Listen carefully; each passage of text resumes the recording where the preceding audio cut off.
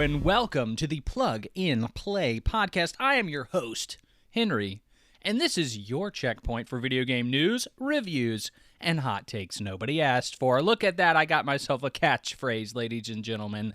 In this episode, it's jam-packed with happenings. We have the Tokyo Game Show, specifically the Sony State of Play. We have the King of Crashouts, Randy Pitchford, telling you your PC shouldn't be able to handle Borderlands 3. 4. Yeah, it's the fourth one. Gosh darn it. And then, of course, Microsoft raising console prices yet again in this economy. Come on. And much, much more. On top of impressions this week, very excited to talk about long time coming Metaphor Rephantazio. That's right. From the makers of the Persona series, we have the new IP from Atlas that I've finally completed after many, many, many hours. Hear my impressions at the end of the show. But first, we have a lot in the housekeeping. So what you're used to me saying is the normal, hey, you want to be a part of the show? Why don't you send us an email at plugandplaypodcast1@gmail.com. I don't bite. You can do it. Be a part of the show. Send me a question, a comment. I'll read it out. It's a conversation. And then, of course, there's timestamps in the description. I do it for you. It's a labor of love. If you don't like something I'm saying, you can skip past it. If you want to hear me say something different, it's there. It's in the timestamps. It's for you. And then, of course, the classic, like, comment, subscribe. We're on all your favorite services. You know, Spotify, Apple Podcast, the works. But now I've finally gotten up to it. We're doing a lot behind the scenes here at Plug and Play Podcast. We are expanding. We now have a Twitter account or an X account, whatever the heck you want to call it, a TikTok, an Instagram, a YouTube, all at Plug in Play Pod 1. Come check us out. Give us a like. Give us a follow. Please, for the love of God, follow. But we're trying to figure out some content moving forward to add to those channels, trying to expand, trying to get the name out there a little bit more because that's what brands like to see. We'll get into it maybe on another podcast, but really trying to expand the follower count right now for the Plug and Play podcast. So why don't you give us a like, join the army. I've never appreciated when fan bases are referred to as like a military faction. That just seems excessive. It seems dangerous, that kind of rhetoric. I don't know. That's just me. Maybe I'm just old fashioned. But that is, the housekeeping. It has been a very, very busy week. Really, last week I was, on my hands and knees thanking God that there was a Nintendo Direct that just kind of showed up out of nowhere. There was no news, kind of skimmed past most of it. Now it's like I had to start removing stuff from the dock. There was too much. So here we are with the many headlines, specifically with the Tokyo Game Show. Tokyo Game Show kind of a checkpoint in a lot of ways for the year. There's not normally a lot of huge announcements. Sometimes you'll see something interesting here or there, but for the most part, it's a pretty chill event. Kind of a softening of the year per se. Maybe you'll see some stuff that's coming out tail end, some updates for it, in December, November releases, and then of course, a couple of tricklings for the, February, March kind of calendar year area. So this was not massive. We had a lot of, like Microsoft had a conference. I didn't even watch it. They showed off Forza Horizon 6, I think, is the newest one. It will be in Japan. And that's like the only thing worth mentioning from that entire conference. Everything else I only heard was like, yeah, Microsoft is really trying to pander to the Japanese audience in an almost offensive way. And I was just like, okay, well, that sounds kind of normal. Microsoft desperately pleading and begging for the Japanese audience to pay any attention to them. That is, kind of par for the course for Xbox. So understandably so. We had Kojima. He had his own little mini press conference of sorts where you can have a Hideo Kojima credit card and then buy sake, his own sake with it. Yeah, this is not the first time. It's a funny aside. That's actually not the first time I've seen something like that.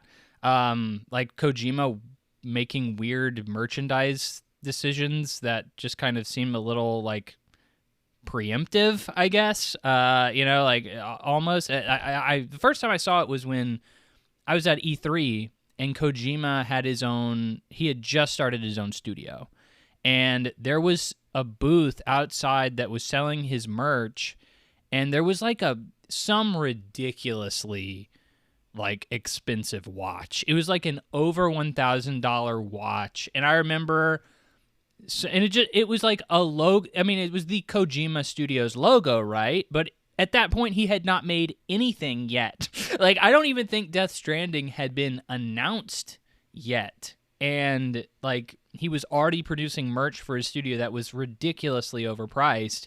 And I remember I met some chick in line waiting for a demo, and we were just talking, and I was like, "Oh, did you get the Kojima merch?" And she was like, "Yeah, man, I got the watch." I was like, "You got the watch? Why?" And she was like, "Well, I just really like Kojima." And I'm just like, bro, I feel like we're jumping the gun a little bit. Like, let's wait until he maybe makes a game before. I mean, and Death Stranding is probably one of my favorite games ever. One of the few games that has ever really touched me in a like art way. Like, it's probably the first thing I've ever like experienced that made me think art was real. But like, why are we doing this? I don't know. But anyway, he showed off his horror game. That's I'm actually pretty excited for, because I think PT is the scariest thing I've ever experienced in my life, which is obviously, a Hideo Kojima project that Konami, squashed, which now, of course, like everybody's cool with Konami again because they're making good games or games that people like again. I think they're honestly getting kind of lucky with it. Specifically Silent Hill F, like from the people who made the Resident Evil multiplayer games, play Silent Hill F. Like, like that sounds like a nightmare. That sounds like a recipe for disaster. The second highest rated Silent Hill game of all time. Wow, you wouldn't have been able to convince me of that a week ago. I'll say that much. So looking forward to that. But not a whole lot else coming out of Tokyo Game Show except for the Sony State of Play, dropped announced one day before its reveal. Seems to be the way a lot of people are kind of marketing their press conferences now, is not at all. It's just, I don't know if it's a testament to how successful these things are, and how much people truly care, and how much the internet kind of just gets the message to who it needs to go to, it seems. But yeah, people just don't seem to really want to build these things up anymore. It's pretty much just like, we hear rumors, there's going to be a State of Play this week, and then the day before they announce it. It just is, I don't know, seems odd. But anyway, this one was an interesting one. I was at work when it was aired. It aired at 4 o'clock Central Time, which is my time zone. So not for the Japanese audience at all, which is funny because it was clearly Japanese focused, or I would say it's clearly Japanese focused. Really looking at the overall, the sky high view here, it's really not. But anyway, I came back home. I saw comments. The top comment, I was looking at it on mobile, and so the top comment was just right there. And I think it said something like, my expectations were like underneath, like below zero, and somehow it still didn't meet my expectations. And I was like, going into it, I was like, well, we kind of know Wolverine's going to be there, and we know Saros is going to be there. Surely they showed something that was really cool. Let's get into it. Let's talk about the Sony State of Play for Tokyo Game Show. So, we started off with what Sony had already announced was going to be there, which is Saros. If you are unfamiliar, Saros is the next game from Housemarque. who made Returnal, which is kind of like a bullet heck shooter, kind of high difficulty roguelike experience. I played it. It is really hard, and I probably got about halfway through it, and I was just like, yeah, I kind of defaulted to my normal stance of like, well, I have enough problems in my life already. I really don't need an additional challenge to deal with in my life, and I just backed off. I was like, yeah, I've hit a wall with this boss. I don't really want to deal with this challenge. I'm done. But it's hard for me to deny that Housemarque is honestly a really interesting purchase for them. Sony does own Housemarque now, but they've always been kind of these high score chasing, fast twitch reflex kind of games. I really respect the design of Returnal, but I really didn't love the difficulty that much. So just a personal preference thing, but I totally respect the game and its design. And so I was like, okay, Soros is the sequel. Like maybe they've improved on some things, some big changes. Let's see what's going on with Soros. Housemarque's, premier AAA title that was critically renowned. What do we got? Well, it's Returnal, but it's red. And it's like, okay, that's kind of not what I was expecting. I was kind of hoping for a little bit more. We got a release date of March 20th. So, in my opinion, kind of right around the corner, about 6 months away. To me, that's, I guess, right around the corner. But, I don't know, maybe just in old age, time really does fly. Anyway, not much to get excited about here. Obviously, we're going to see more as we continue to get closer to the actual release. I'm sure that there is a marketing campaign where we'll see more in general. But from what we saw here, it was pretty much entirely gameplay. Great. Happy to see it. We didn't see that with something later in the showcase that we'll get into. But here I really just saw wow, this is just Returnal with a different color. And that's pretty much it. Very unimpressed with Soros, especially as somebody who, like I said, already bounced off of Returnal. I was really hoping for a little bit more on this game to really get me excited for it, and it didn't really do that. And I would assume that, a lot of people probably, the audience for this game is probably still pretty niche. So, I don't know. That's me. That's my assumption. But I would just assume that. This is not like a mass market appeal kind of game, especially when you have a higher difficulty that typically tends to scare a lot of casual gamers off. And there's a lot going on in Returnal and Soros on screen. So, I don't know. It just seems like that would make it more of a niche audience because a lot of people would just be intimidated by it. But, again, we need to see more, but a very underwhelming gameplay reveal considering how similar it is to Returnal. Next up was Zaum. Zaum, who you may know as that studio that's in a lot of controversy. It showed off 0 parades for Dead Spies. So I had to look this up because I was like, oh man, I totally freaking forgot. What the frick is Zaum again?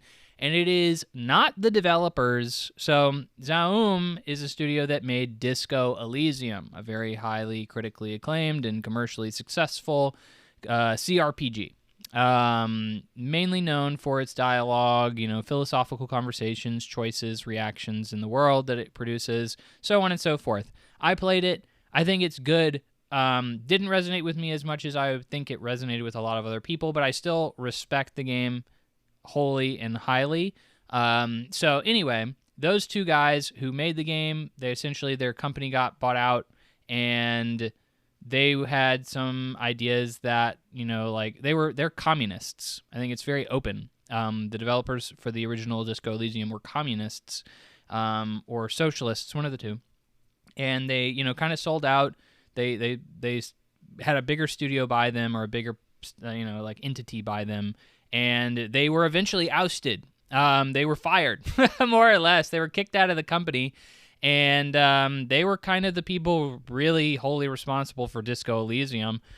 So this is a Disco Elysium-like. It looks a lot like Disco Elysium. There's a lot of similarities, but it has nothing to do with the original people who made Disco Elysium. So already, obviously, I would say if you're a moral person, if you're like, oh, well, on a moral standpoint, I don't want to support these people who were kind of screwed over the original creators of the series, yeah, I'd say you probably want to stay away from this one. But like, if you like Disco Elysium and you're just like, I'll consume whatever looks good, this is for you, baby. It honestly looks like in my opinion, a better Disco Elysium. It seems like there's a little bit more concrete ideas and concepts going on here that lead to more interesting scenarios. But that's just me. That's my opinion and what I saw. Next up, Microsoft Flight Simulator coming to the PS5. This was kind of rumored for a long time. Finally happened. This is just inevitable, right? I mean, we have every Xbox property. If you didn't know Microsoft Flight Simulator, if you didn't understand by the Microsoft in the Microsoft Flight Simulator name, it's an Xbox and PC exclusive because that's kind of Microsoft's bread and butter. As of the past few years, all of their IP have really been trickling down into the Sony ecosystem and really any ecosystem that can handle it. And by that, I just mean not on the Switch. But like, you know, they're basically a publisher now. Microsoft, there's no reason to own an Xbox. You know, this is just another one of those exclusive IP that you could have said, well, I really only care about Microsoft Flight Simulator. That's why I have an Xbox, or that's why I'm only playing on PC and I don't have a PS5. It's like, well, not anymore, baby. Like, it's on PS5. So, like, this is just another in a long line of we will eventually have everything that is on Xbox be on PlayStation 5. So, I'm not interested in Microsoft Flight Simulator. I'm not a sim guy. But, like, you know, we got it. It's another one. Another one bites the dust in terms of Xbox exclusivity. Next up was the Battlefield 6 campaign mode trailer. It looks like a action movie, kind of like an older Call of Duty campaign. It's really funny to see, you know, everybody clamoring for Battlefield again and, you know, being like, oh, well, it's the differentiator is that it's grounded, unlike Call of Duty, who has Nicki Minaj skins and Beavis and Butthead skins. It's like, yeah, but also, like, it is not wholly realistic either, right? You know, like, it's... And this kind of exemplified that for me. This looks like a freaking Mission Impossible movie, to be quite frank. You know, yes, it's a grounded Mission Impossible movie, but it's still a Mission Impossible movie to me. So, you know, it is what it is. I expect this to be a fine campaign. I really think, you know, I enjoyed the Battlefield 6 beta a lot, but, I mean, I don't know. Like, why did the last few games not do as well? Why did everybody seem to not care about them? I don't know. Obviously, I know the last one was like a total mess, but like, I don't know. It just seems like people are really getting into Battlefield 6 for some reason. It's just like, well, it's just kind of doing what it was doing years ago. It just kind of started doing what people, you know, the traditional Battlefield experience. And it's like, okay, well, I don't know if that's something to necessarily be excited for, but it is fun. So, you know, like, if I ever end up getting Battlefield 6 when it inevitably becomes a free-to-play game, I'll give the campaign a shot, and it will be a 7 out of 10 campaign, and that will be just fine. As long as I see some cool explosions, which the trailer does confirm it has. Next up, Deus Ex is getting a remaster, and gosh darn, did this look like comically bad. It was like, oh yeah, Deus Ex is getting a remaster. It's going to be really cool. One of the most beloved games of all time. Aspire, you know, the remake studio, the remaster remake studio behind, you know, the new Soul Reaver remastered, KOTOR remastered, Tomb Raider remastered. That's all they freaking do. They're doing a Deus Ex remaster. It's like, okay, cool. And then they show the like before and after. I was like, bro, this looks butt ugly. It looks like butt ugly Martians, but like Deus Ex at the same time. You know what I'm saying? Like, it looks really bad. I genuinely was like, honestly, if they gave me a toggle between like old school Deus Ex and this Deus Ex, I would probably stick with the original graphical settings. Like, it just looks really awkward, really bad. And I'm like, I feel like if you were going to do this, if you were going to make so many drastic changes to the textures, you should have just kind of made it from the ground up, right? You know, like, it should have been a ground up remake. I don't think that would have been a bad idea, or like a partial ground up remake. Like, I think the new Soul Reaver remastered looks good. Like, it looks fine. Same with KOTOR and Tomb Raider. Like, they all kind of look acceptable. And, like, in this instance, I really just kind of was like, dang, they really did this. They did this dirty, dude. On top of that, it's obviously going to come with your control enhancements and modern day, quality of life stuff. But from what I read, it just doesn't seem like that much of a change. Like, the cosmetic changes are the main thing here, and it just looks real bad. So, not so good. Next up was Halloween, the game from the movie, not the celebratory holiday, the game. This has been revealed. So it was really just a gameplay reveal and a release date, which, two things here. One, this is a straight carbon copy of, like, did you play any, asymmetric horror game, multiplayer game? This is that. Did you play Friday the 13th, the game? It's almost like deja vu, baby. Like, it is the exact same game. How do they keep getting away with this? It's, they shut down Friday the 13th because I think of IP differences. And so, like, this is just another game that's probably going to last a couple of years and get shut down because of the same reason. But, it's another asymmetric horror game. Their release date, September 8th, 2026. Why are we talking about this game at all? There is no way that release date holds. I do not believe it. Too many release dates get moved around too much. I mean, you can't tell me you have a year plus and you're like, yeah, we're going to be on track 100% until for the next year. Like, no way. That's just not how development goes, like 99% of the time. So, almost kind of comical for them to be like, yeah, we're sticking to a September 8th date of the next year in September of this year. I'm like, one, you should just, like, not talk about this game. Like, obviously, we've kind of learned, and it seems like most companies have adhered to, shorter marketing campaigns are just better for retention, for people to remember these games and get excited for it. And an entire year's worth of runway is just it's just too long. People will forget. People won't care.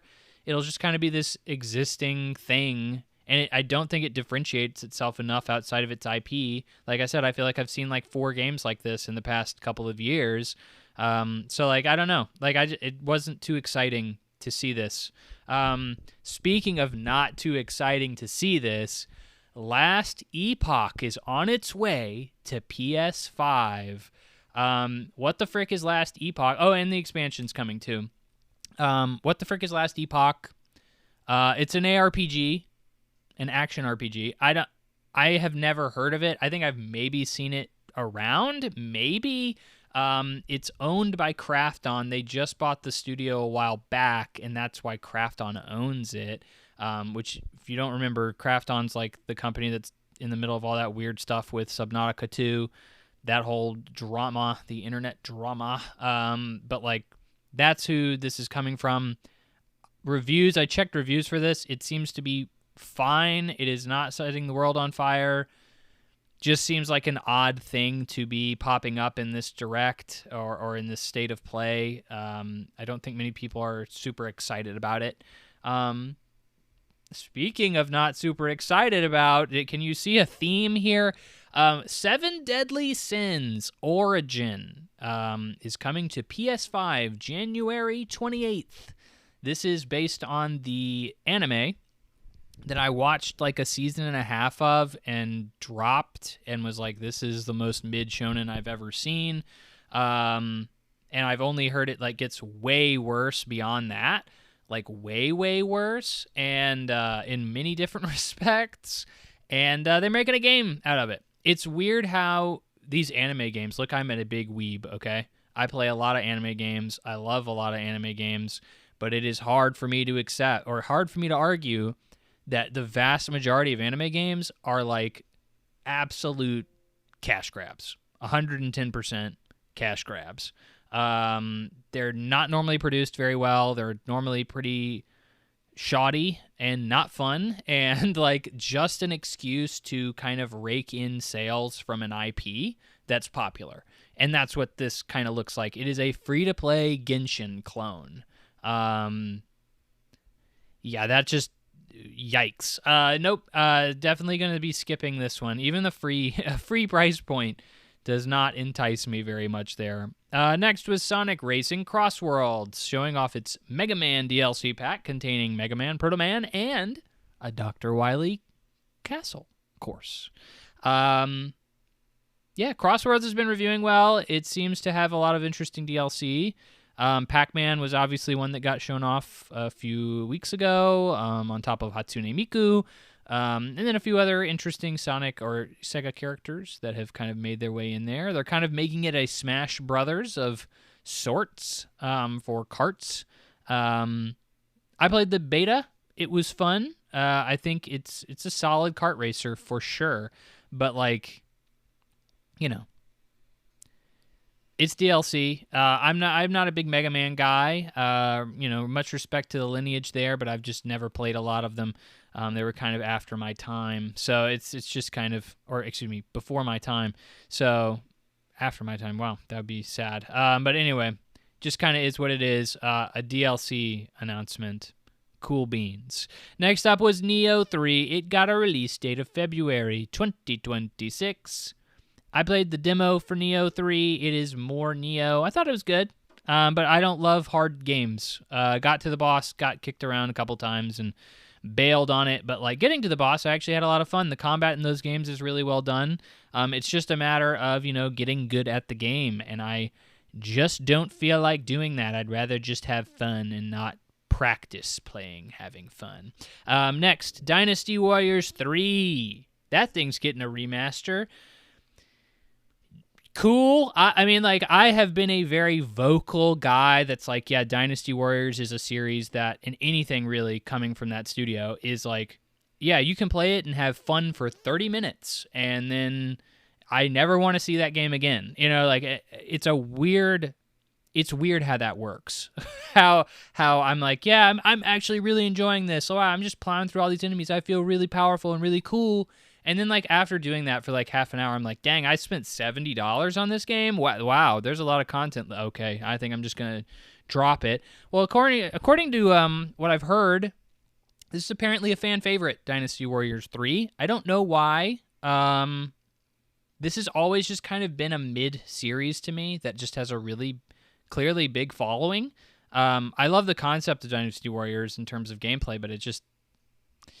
No, I've just never had more fun with it than like 30 minutes. So, massive pass here for me. Next up, Code Vein 2. Release date revealed of January 30th. It's an anime Dark Souls game. Have we had enough of Dark Souls clones? Well, if you haven't and you like anime a lot, Code Vein 2 does exist. Next up was probably the biggest surprise of the show. Let It Die is getting a sequel, and it's coming December 3rd, so pretty soon. This is apparently not a free-to-play game, so that actually makes me a lot more interested in it. Let It Die is a pretty interesting, fun little game. It's a free-to-play game. I'm pretty sure it's still up, but, like, I played it for a little while. It's very Dark Souls-y. What really makes it special is, like, the PvP aspect of it. So, like, when you die, not only do you lose all your gear, but you lose your body. So, like, you can, like, essentially go back and you'll have to fight yourself with that person's, your equipment that you had. But what makes it even more interesting is you can, like, save your progress by going back to your base and, like, storing your bodies in, like, basically tubes. And then, like, if you want another attempt or basically an extra life, you can infiltrate somebody else's base, or they can infiltrate yours, and they can steal your body. And, like, that will become their body, which will essentially give them, like, an extra try or an extra life. It's a really interesting idea. Again, it's a little bit of a jank game, and it's hard. It's intended to be hard because it's a free-to-play game. So a lot of microtransactions in it, and, kind of didn't really rub me the right way in that sense. So I bounced off of it, and I kind of knew I would, because it was a very long game, a very hard game, and, obviously the microtransactions were just kind of there to really kind of entice you the entire time because it's so hard. And I'm just like, yeah, I don't really love that combo. It just feels kind of scummy. But like the personality, the charm, the ideas there, they're all really interesting. So, I mean, Let It Die has a lot of actual, like, pretty hardcore fans. You never hear about them, but, like, they're around, I know, and I think it's deservedly so. The game has some really cool stuff going for it. But, like, this game, being not free-to-play, makes me a lot more interested in it. I still don't think I'm going to get to it. I still think there's way too much out there, but, like, and I'm not a big difficulty guy, and this game is still definitely going to be hard, but I definitely see this as something people should keep their eye on, and it's really interesting that the series is even still around in the first place. Next up, Chrono Scribe, The Endless End, what a fun title, was unveiled. This is a Metroidvania, but what really sets it apart is its art style. It's a hand-drawn art style, and you're jumping around in the pages of a book, and it looks like a medieval-style book, and you're kind of, almost like kind of fourth wall breaking in a way. You're going outside of the pages into other books. All still seems to be the same art style, but, neither here nor there. But it looked like a cool game. Really what makes it look cool is the art style. They did not show off, like, this is from a really well-known developer or anything like that. It just is a cool Japanese-made game, which I guess is cool. It got a spotlight, but, like, really outside of the art style, what makes this game better than, like, any other Metroidvania that seems to be really flooding the market right now? I don't know. Like, that's a good question, and we'll see as the game continues to build up to its release, but I feel like I've gotten to a point where I'm like, yeah, art styles are cool, but, like, you shouldn't only play a game for its art style. So that's just a me thing. Maybe I'm a little pessimistic, but, like, that's just me. Next up, Crimson Desert launches in March. It looks cool, but I don't know anything about it. It didn't seem to be coming from a big developer or anything like that. It seemed to be all over the place. There's like, oh, well, there's orcs, and you're riding dragons. And then there was, like, some guns, and then there was, like, a dude piloting, like, a steampunk mech and, like, flying that around. And I'm like, what the frick is this game? Like, I don't know what it is because it just seems too all over the place. It looks fun, but, like, I obviously need to say way more of it before I make any kind of judgment call on this. Still too far out, too much going on there for me to really get a feel for it. So, moving on. They spent a lot of time talking about Final Fantasy Tactics Remastered, which comes out next week. It was first shown off at a State of Play like a couple of months ago. So, or I think like in June. So like 3 months ago. And it's like, why are we spending so much time talking about this game that like just basically just like lip service to Square is all I can assume it is, Square Enix. I have the game pre-ordered because it's, I had a $10 gift card to, or a $10 coupon to Best Buy. And I was just like, yeah, sure. Why not? I'll get it for $40. That's totally worth it because, I mean, it's considered one of the best tactics game ever. I've always been interested in playing it. And this is clearly the best way to do it. And I was just like, heck yeah, dude, I'll definitely check it out. So I'm definitely going to be playing it, but like, why are we dedicating so much time talking about this game that we've already talked about in a State of Play? Nothing new, just a reminder. It's out next week, just in case you forgot. Okay, thank you. Appreciate it. Next up was some additions to the PlayStation Plus catalog. This always feels like filler. It's like, yeah, I mean, that's great, but this really could have just been a Twitter post, and, like, that's all I really need. Alan Wake 2, Cocoon, and Goat Sim 3 are your PlayStation Plus offerings for October. Honestly, great offerings here. Alan Wake 2 was my top 3 games of 2023, which that was an incredibly stacked year. I mean, like, that was up against Baldur's Gate 3, Tears of the Kingdom, and it still made the top 3 for me. Great game. Really cannot recommend it enough. Cocoon is a really well-respected and super highly rated puzzle game. Won a lot of awards in the indie scene. Played and beat it. It's very short, but I think probably a little overrated, but still an interesting puzzle game. I would give it a shot for sure, especially for free. And Goat Sim 3 is a game that if you like goofy fun, just kind of playing around, there it is, baby. You got Goat Sim 3. On top of that, we got Last of Us Part 2 added to the PlayStation Plus Extra catalog. It's already there by the time you're listening to this recording. That's kind of part of the Last of Us Day. Every year, Sony kind of adds something Last of Us-y to the catalog or something like that because, it's the day that the outbreak occurred within the universe of The Last of Us. It's the real-world date. So, yeah, it's a remake of a game that really didn't need to be remade. So that's cool. Next up, introducing Sony's Pulse Elevate wireless speakers. So these are some Bluetooth speakers you can hook up to your computer. You can hook them up to your, remote play devices. You can make them mobile. They're chargeable, so you can pick them up, take them anywhere. Yeah. The main thing that I really saw here that was interesting is they really seem to double down on these are something you can use at your computer, which a lot of people aren't happy, but, Sony seems to be clearly moving a lot in the direction of, PC is a really valuable space that we want to be involved in, and that's cool. I think that's fine. I think, more people having access to these games is great. At least from a consumer standpoint. But that just seemed to be my takeaway from it. Was Sony clearly cares about the PC audience. If you don't think they do, you're in denial. So I would expect a lot more of an aggressive approach towards PC in the future for Sony, as they've kind of alluded to recently.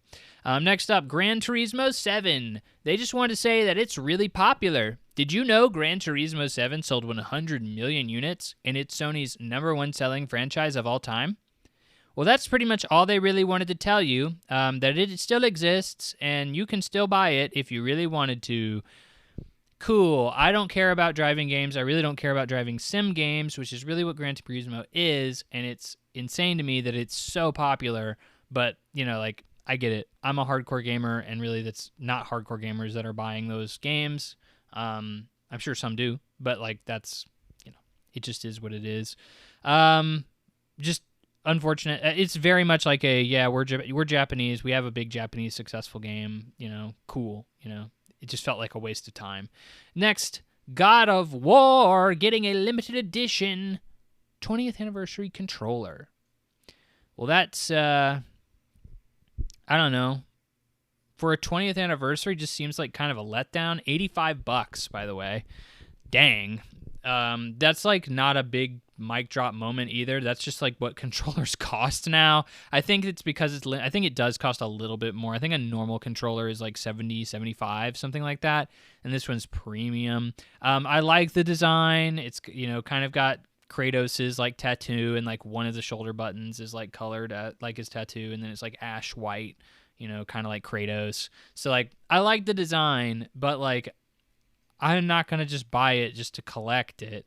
I already have a couple of the more rare Sony collectible controllers, and I don't feel the need to invest in another one if I don't need it, because they clearly just are going to continue to pump these things out.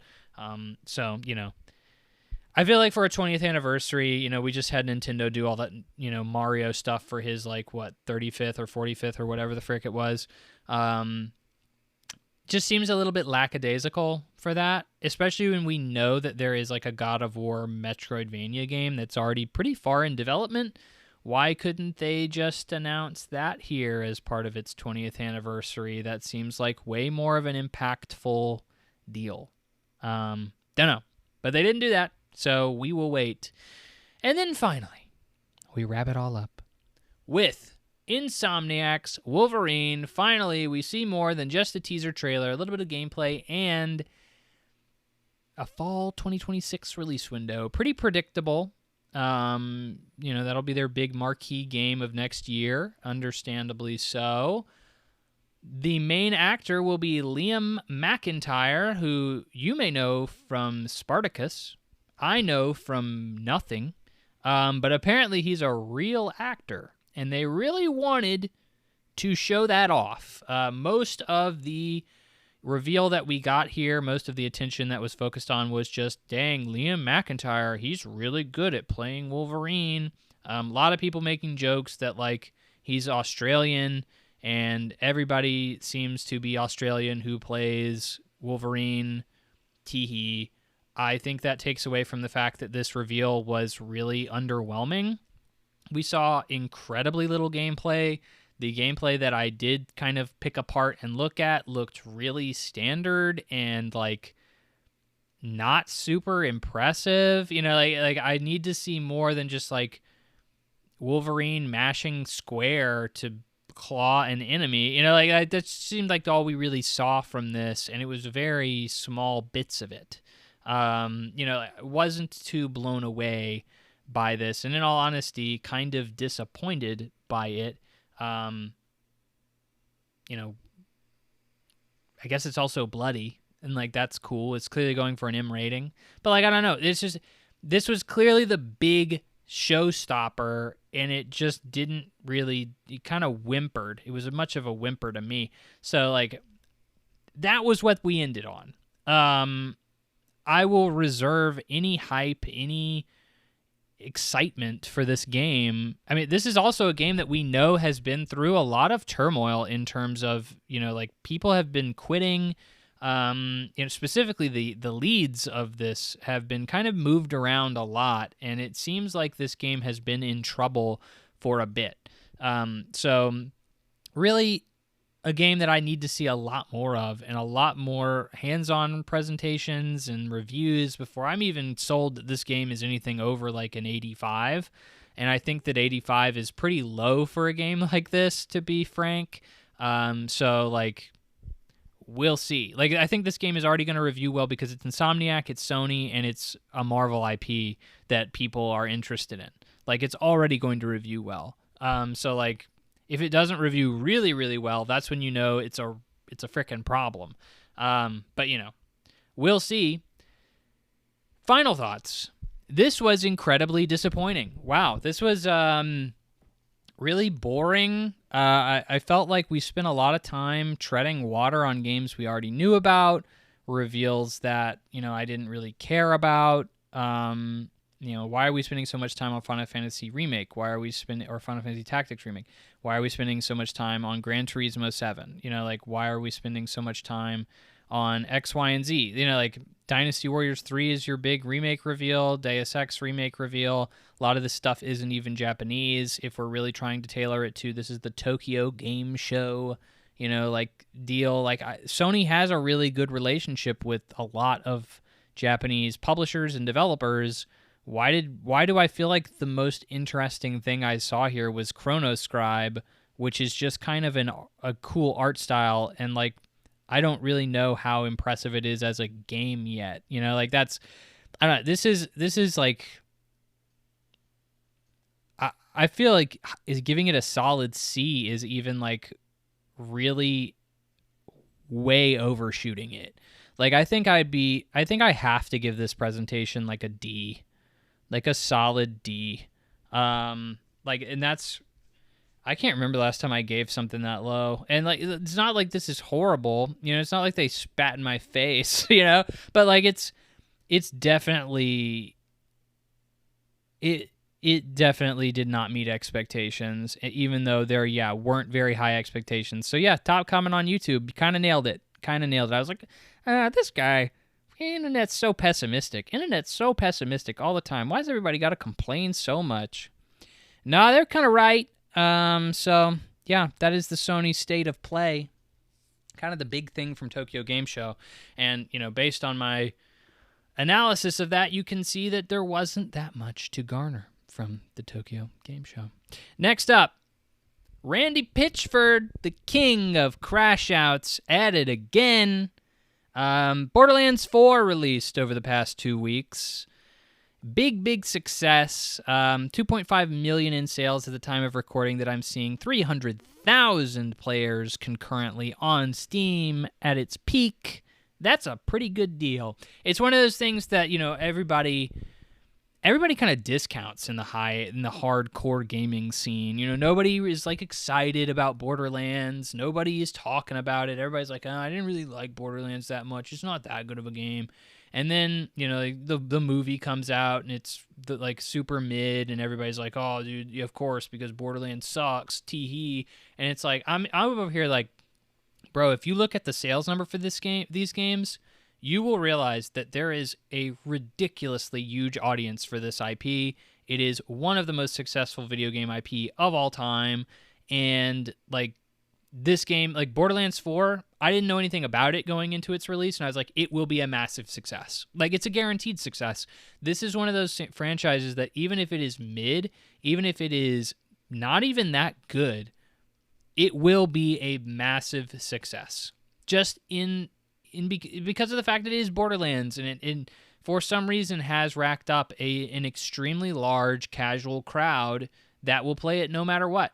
And like, I do think that these games are a turn your brain off, like fine time, especially if you're with friends. But like, this game got decent reviews, actually reviewed higher than I expected it to.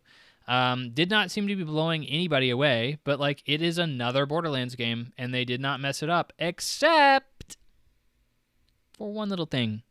Performance issues. A lot of reports of performance issues on PC specifically.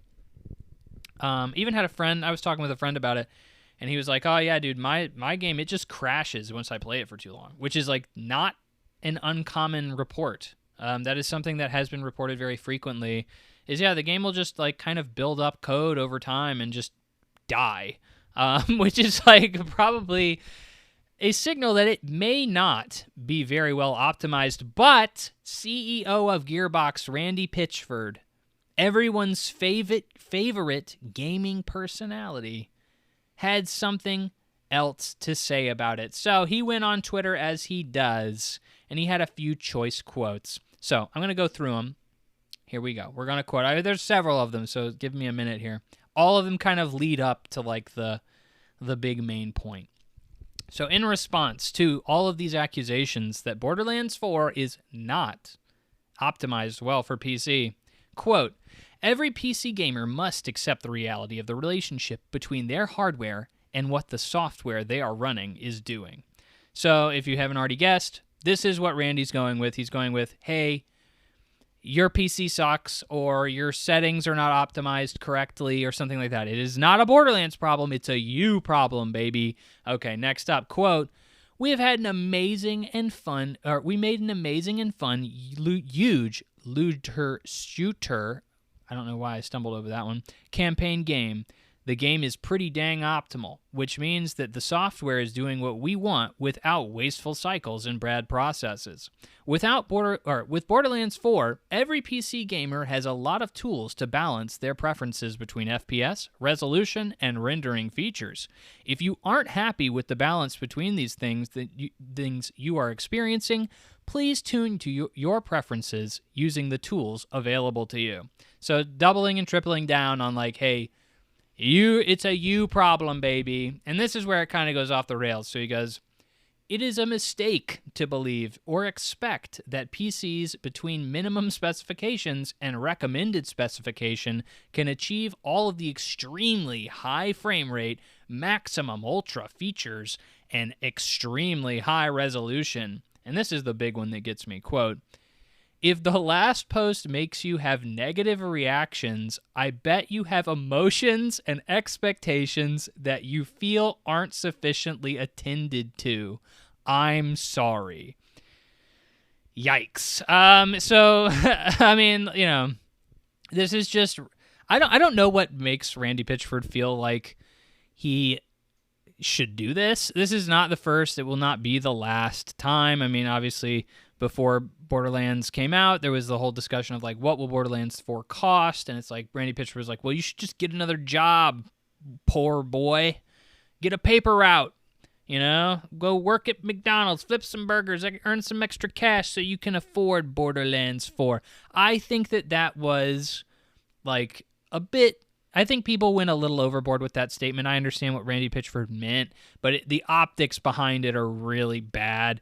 This is not the first time, though, Randy Pitchford has said something that's like, you just need to keep your mouth shut. He's clearly a very eccentric personality, and I don't know, dude. It's kind of one of those things that, like, somebody just needs to take away his freaking Twitter profile. Just take away his password, get his login out of there, and keep him away from it. Like, he's the CEO of a very successful business, and you just don't need this kind of bad press for, like, a game that, honestly, and I think kind of the big thing here is that I really want to hone into, this game was going to be a success no matter what. Like, I feel like these statements are, Randy Pitchford trying to make excuses for something that clearly they didn't do right.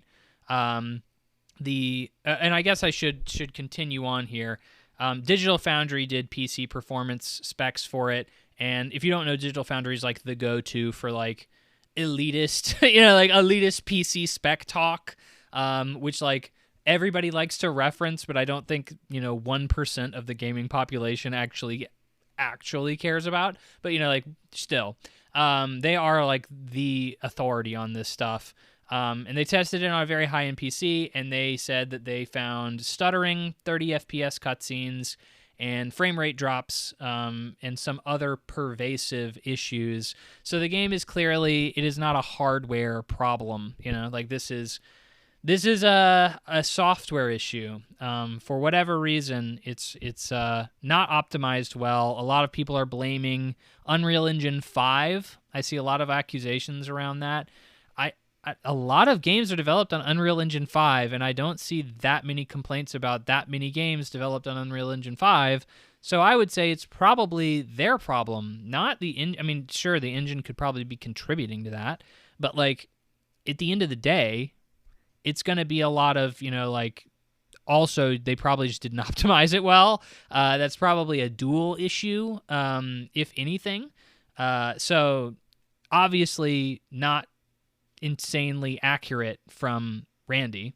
Following that, only a few days later, breaking news, Borderlands 4 delayed indefinitely on the Switch.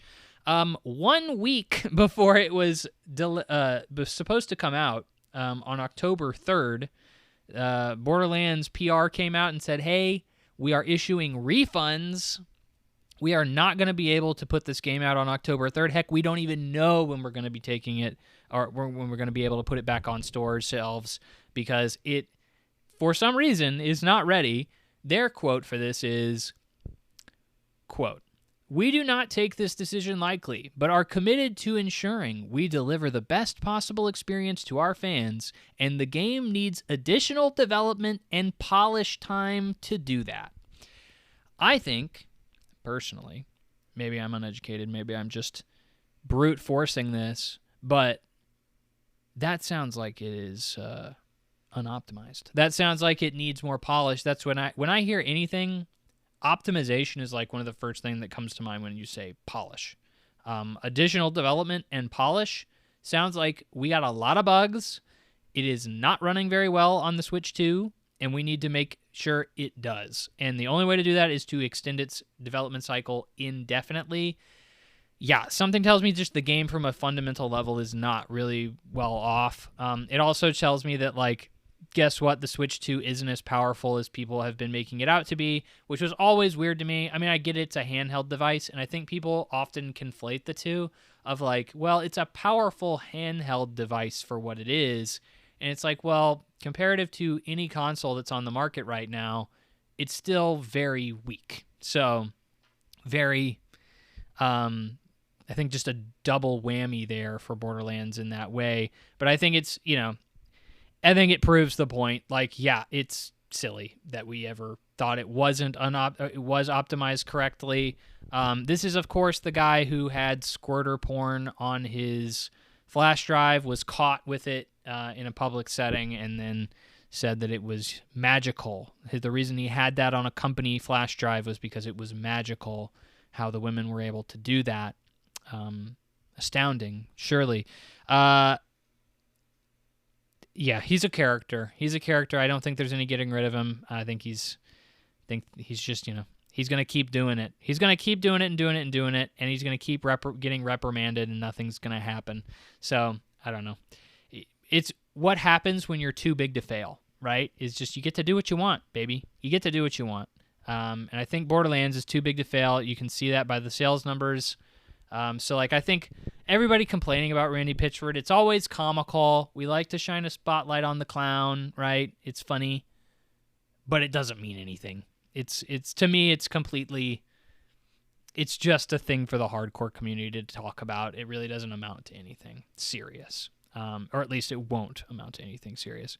So, next up, Microsoft raises prices on the Xbox consoles again in this economy. Come on, Microsoft, you know better than that. This is only 5 months after their previous increase. So we've been talking about on the podcast, tariffs being a thing, making all sorts of things go up. Specifically, the Switch peripherals, the Switch 1 and Switch peripherals have all gone up in price. PlayStation consoles have all gone up in price. Xbox consoles 5 months ago went up in price. Guess what happened again? They went up again. First increase 5 months ago for the Xbox Series X and S was about $100 and $80 respectively for each one. Now we are going to add a $20 increase to the Xbox Series S and let's see here, and a $50 increase to the Series X. And the X 2TB Galaxy is going to get a $70 price increase. So, what do we got for the totals here?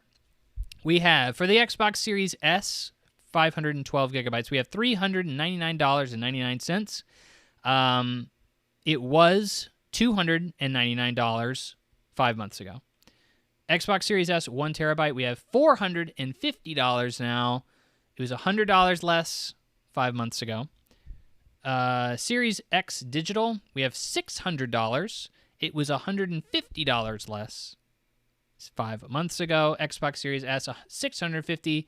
It was $150 less. And then, of course, the X 2 terabyte Galaxy Black is $800 now. It was $300 less 5 months ago. Yoicks. This is, of course, attributed to, quote, changes in the macroeconomic environment, which is code for tariffs, adoy. No duh. It is not surprising at all to hear that. It's surprising to see 2 price increases in the span of 6 months.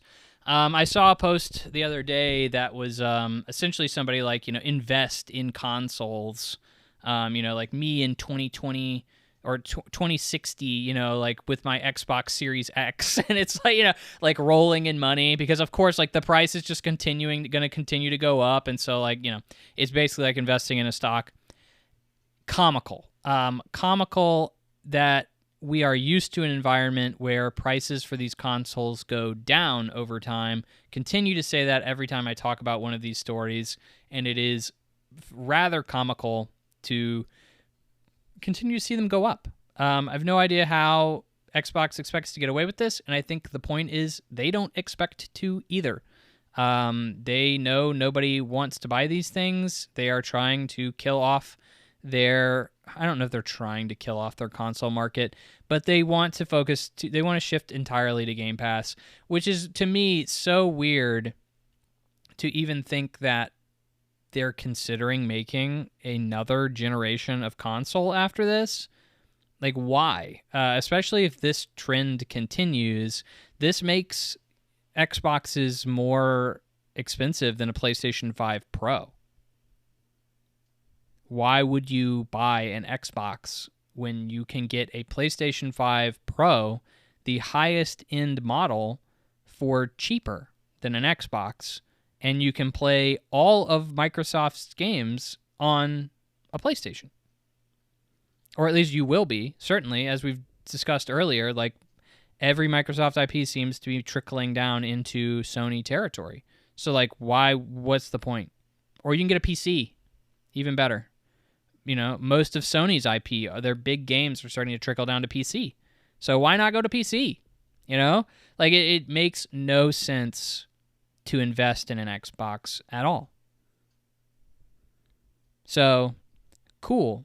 That's a good investment, I guess. But, you know, it is crazy to see a double price increase. You know, why?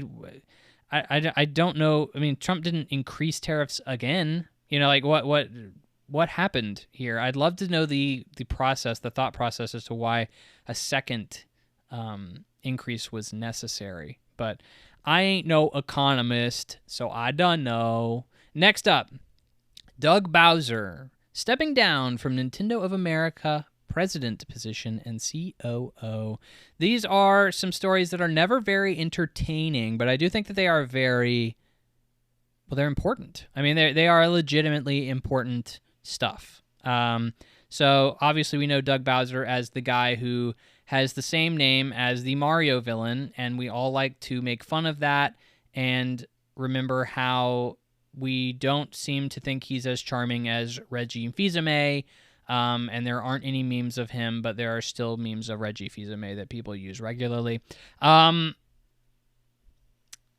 Yeah, Doug doesn't have a lot on his resume that makes him like one of the more iconic characters of Nintendo's power people. But you know, that's because in a lot of ways, he's president of Nintendo America. Okay? Nintendo is a Japanese-owned company. I'm sure everybody knows that. So like Nintendo of America is kind of a minor player in the grand scheme of things. Sure, they're doing a lot over here in America. They're making sure everybody knows about everything and everything's running smooth, whatever the case is. But the people making the games, the people that you really care about, people making the, you know, grand overall business design and schemes and, you know, planning decisions, those guys are in Japan. You know, those guys are not in America. So, who will be taking this man's place? Well, it's Devon Pritchard. She's a 19-year Nintendo vet and the first female to take the position. And she was former Nintendo America's Vice President of Revenue, Marketing, and Consumer Experience. So, you know, sounds important enough. I don't know how important this position really is in terms of how ground-shaking, earth-shattering of decisions they're going to be making. They will be, certainly, but like I said, you know, most of the big things you're going to see are going to be coming from Japan. Alongside that, we have Satoru Shibata. So he's the former Nintendo of Europe president, and so she won't be taking over as CEO. She'll be taking over as COO, and so he'll be stepping in as the CEO of Nintendo America. So, you know, in case you were wondering. So, you know, Doug Bowser wasn't the CEO. He was COO. So, you know, COO is Chief Operations Officer, CEO Executive. So, you know, they do have different responsibilities. A lot of it's, you know, C-level, you know, so they're all kind of working towards the same end, but, you know, operations is a little bit different. I'm not going to get into the details because I don't really know. But it's just something worth noting that those are going to be your big dogs now for Nintendo of America. So, you know, good old Doug Bowser, say goodbye, wish him goodbye. Now we have a woman there, which is cool. Progressive, right? But we don't have anybody named after a Mario character. So maybe she can change her name to, like, Daisy or, I don't know, Peach. That just seems unnatural, but maybe Devon Peach? Just keep the P, you know? That sounds like that could work. But anyway, moving on. My final story is a teeny tiny one. It's so small, but it's something I really want to talk about because it's my podcast, gosh darn it. And you know what? I feel like I need to start throwing in stories every once in a while that, like, I enjoy. I just find interesting, even though they're not these earth-shattering stories that, like, everybody's talking about. And for this one, its PlayStation trophies can now lead to real-life merchandise with Ghost of Tsushima's line of merch. So this is not like an original idea per se, but essentially, and Sony's kind of toyed with the idea of this in the past, but if you have the Platinum Trophy or the Gold Trophy for Ghost of Tsushima, you can link your profile to like a marketplace, your PlayStation profile to like Sony's marketplace, and it'll verify that you have those trophies, and if you do, then you'll have access to buy specific merchandise items. So they have 2 on offer. One is a t-shirt for $30, and it is for completing the game. So if you get the trophy for completing the game, you can then buy the shirt. And then the other is a pin, a collectible pin for $25, like a wearable pin or whatever, not like a writing pin. Don't know why I have to clarify that, but I just, in case you were wondering. But it's $25, and that's for getting the Platinum Trophy, so all of the trophies in the game, more or less 100%ing it. And you have until December 31st to either get the trophies or get the merch, one of the two. I think this is really cool.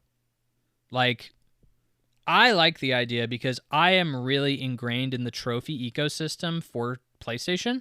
I love the metagame of trophies. I think it's super fun to collect them. I think it's super, like I love showing off like, oh, dude, I have so many trophies because I am a gamer that puts in a lot of time and a lot of effort into these games. And like, I want to be able to prove that. And so like, I think that's really cool. This is just an extension of that. And to me, I love limited collectible stuff. I love rare items that like only a certain number of people can have. I know, right? I'm a freaking capitalist sheep. It's a marketing tactic and I fall for it hook, line, and sinker.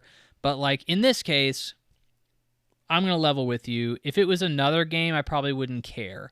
But because it's Ghost of Tsushima, I do. 1, because I'm a huge weeb, sure. But 2 is because Sucker Punch, which I'm sure I've mentioned on the podcast before, is my favorite development studio. I grew up with Sly Cooper. It was really my first love of video games that really launched me into loving video games. Sly 3 is my favorite game of all time. I love Infamous. Infamous 2 is fantastic. One of my favorite games ever as well. And then, of course, Ghost of Tsushima is just a fun time as a weeboo. It's just, you really can't ask for a better Japanese game, exploring Japanese countryside as a samurai. Like, that's just so cool. It's just cool in concept. Really looking forward to Yote as well. But if it was for, like, I don't know, Call of Duty or something like that, some series that, like, I don't really have a massive connection with, like, I don't really care about that much, or, like, maybe Demon Souls, like Sony owns Demon Souls. Get the platinum for Demon Souls, and then you can get this collectible pin or something like that. I would not care because, like, I don't really care about that game as much, and I don't really care about that studio as much. And I know that's probably like, that's like opening up the floodgates for people to freaking hate on me. Like, you don't care about FromSoft, you don't care about Dark Souls. You suck. You're a filthy casual. Well, it is what it is. I like what I like. But like, I like Sucker Punch and I like Ghost of Tsushima. I have very fond memories of both of those things. So like, this is just an extension of that. And thank God I already have those trophies as well, because a time limit of December 31st may seem like a lot. It's like, well, you have a little more than 3 months to get it. It's like, bro, I don't have that time. Like, I've clearly learned recently I don't have that kind of time to put into just playing a freaking whatever it is 60-hour open world collectathon kind of game. Like, I just don't have that kind of time anymore, which I'm gonna have to make time for Yote. But like, you get it. It would be hard for me to make that call to go back and do that for an older game like that if I hadn't already really wanted to before now. But a lot of people are kind of attacking this for what it is, which is like, you're unlocking the privilege to pay money for stuff, like to give Sony more money. Like, this isn't a free item that you're able to just pick up, which is fair and I think a valid thing. So this is not the first time people have done this. I've heard Destiny has done a similar thing. You can purchase, real world rewards for making in-game accomplishments.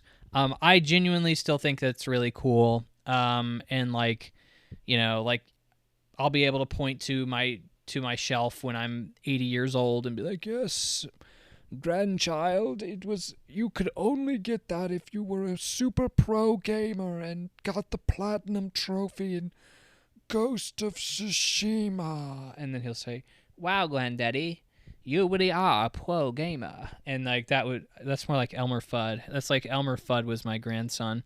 But you get it. It's cool, right? I just think that's cool. I like limited edition stuff. I'm a sheep. I'm a capitalist pig. What can I say? But I just thought that was really cool. I wanted to shout that out. I wanted to talk about it. I honestly hope we see more stuff like that in the future, but only for games that I care about and games that I can get platinum trophies in. The platinum trophy for Ghost of Tsushima is also like pretty easy to get. But yeah. But that is all for the news. Now on to impressions. And this is a long time coming impressions segment. We are going to be talking about Metaphor Rephantazio, a very long JRPG from the makers of Persona. So this is the same team that's been working on the mainline Persona series. After Persona 5, they decided to move on to a new IP, which is great, I think. It was a good move. I think a lot of people had complaints of Persona being a little samey. Everybody was like, oh, I want to play as something that's not a high school kid anymore. I'm kind of sick of the high school setting. I want something else. Well, they moved on to something new entirely, which is like medieval kings, kind of political sabotage, all that other good stuff. Basically just a medieval knights and mages and all that good stuff. It's kind of what we're focusing on as a universe here. This is still following your typical Persona formula. The design here is very similar. You have, a certain number of days in the game that you can accomplish everything you want in.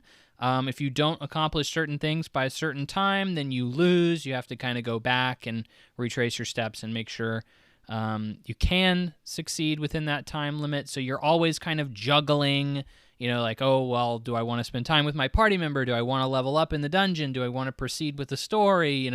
You kind of have to juggle all of that. It's always very anxiety-inducing. I've always hated it, and I've always used walkthroughs after my first Persona game to make sure I was getting access to all the content. I wasn't missing anything. But in this instance, we still have turn-based combat. We still have the time thing. We still have social links that you're pursuing over the course of the game. They've made a lot of tweaks here. They've made a lot of changes. I'm going to go into them all, but we're going to start from the top. What is this game even about? This game, like I said, follows the one day at a time formula. Kings and queens. We have at the beginning of the game, the king of a country is assassinated by a big bad man, and he casts a spell over the entire country that the most popular dude, the king of the prom, is going to be the real king for the first time. We're basically going to have an election, and that kind of kicks off this globe-trotting adventure where you're going around trying to gather followers to try and infiltrate the ranks of the guy who assassinated the king and save your best friend, who also just happens to be the prince of the kingdom and the rightful heir to the throne. Very interesting setup. But this is a very long JRPG, and one that it took me way longer than I thought to actually beat. It was quite the journey for me in more ways than one. I first started playing this game about a year ago. So a year ago, they launched the demo for the game, which was the first, basically the entire entryway to the game and the first dungeon, which is everything up to that point is very typical Persona. These long dungeons that take multiple days to complete. You have to kind of juggle time within that, limited amount. I didn't finish the demo because like I know I'm gonna beat the. I know I'm gonna play this game. It's getting great reviews, and I want to make sure that like when I come back, I haven't like gotten too far ahead, because last time when I did that with Persona 3, I started using a walkthrough too late in the game, and it totally effed me up.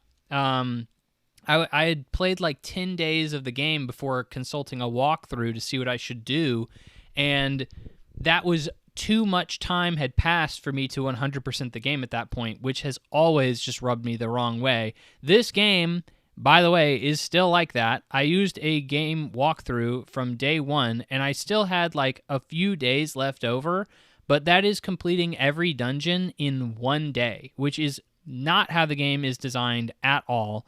So like, still really frustrating that this game that's already like an 80-hour game is encouraging players to replay it pretty much off the jump if you want to see everything. It just seems like such a massive investment that like, if I'm willing to put 80 hours into your game up front, I should be able to experience everything and not have to replay it. It's not going to be a requirement for me to do that in order to see everything. Which like I still didn't 100% the game, because there's literally no way for you to do that. You have to level up everything to max level in order to get the final trophy for the game, and you just simply won't have, unless you are grinding for dozens of hours, you will not have the experience by the end of the game to do that. So there's just a finite amount of experience just going through the dungeons normally. So it isn't possible, right? So anyway, I played like the first 5 hours of the game, put it down, and came back to it. Which, by the way, major thank you to Sega for making demos for these massive games that they're putting out, like Yakuza and stuff, all these like 40-plus hour games. Like, they're like, yeah, we'll put out these demos and you can carry over the save file to like not have to replay these 5 hours of the game again. Holy crap, like that was such a godsend. Like 5 hours of my life back, that's, cannot put a price on that, right?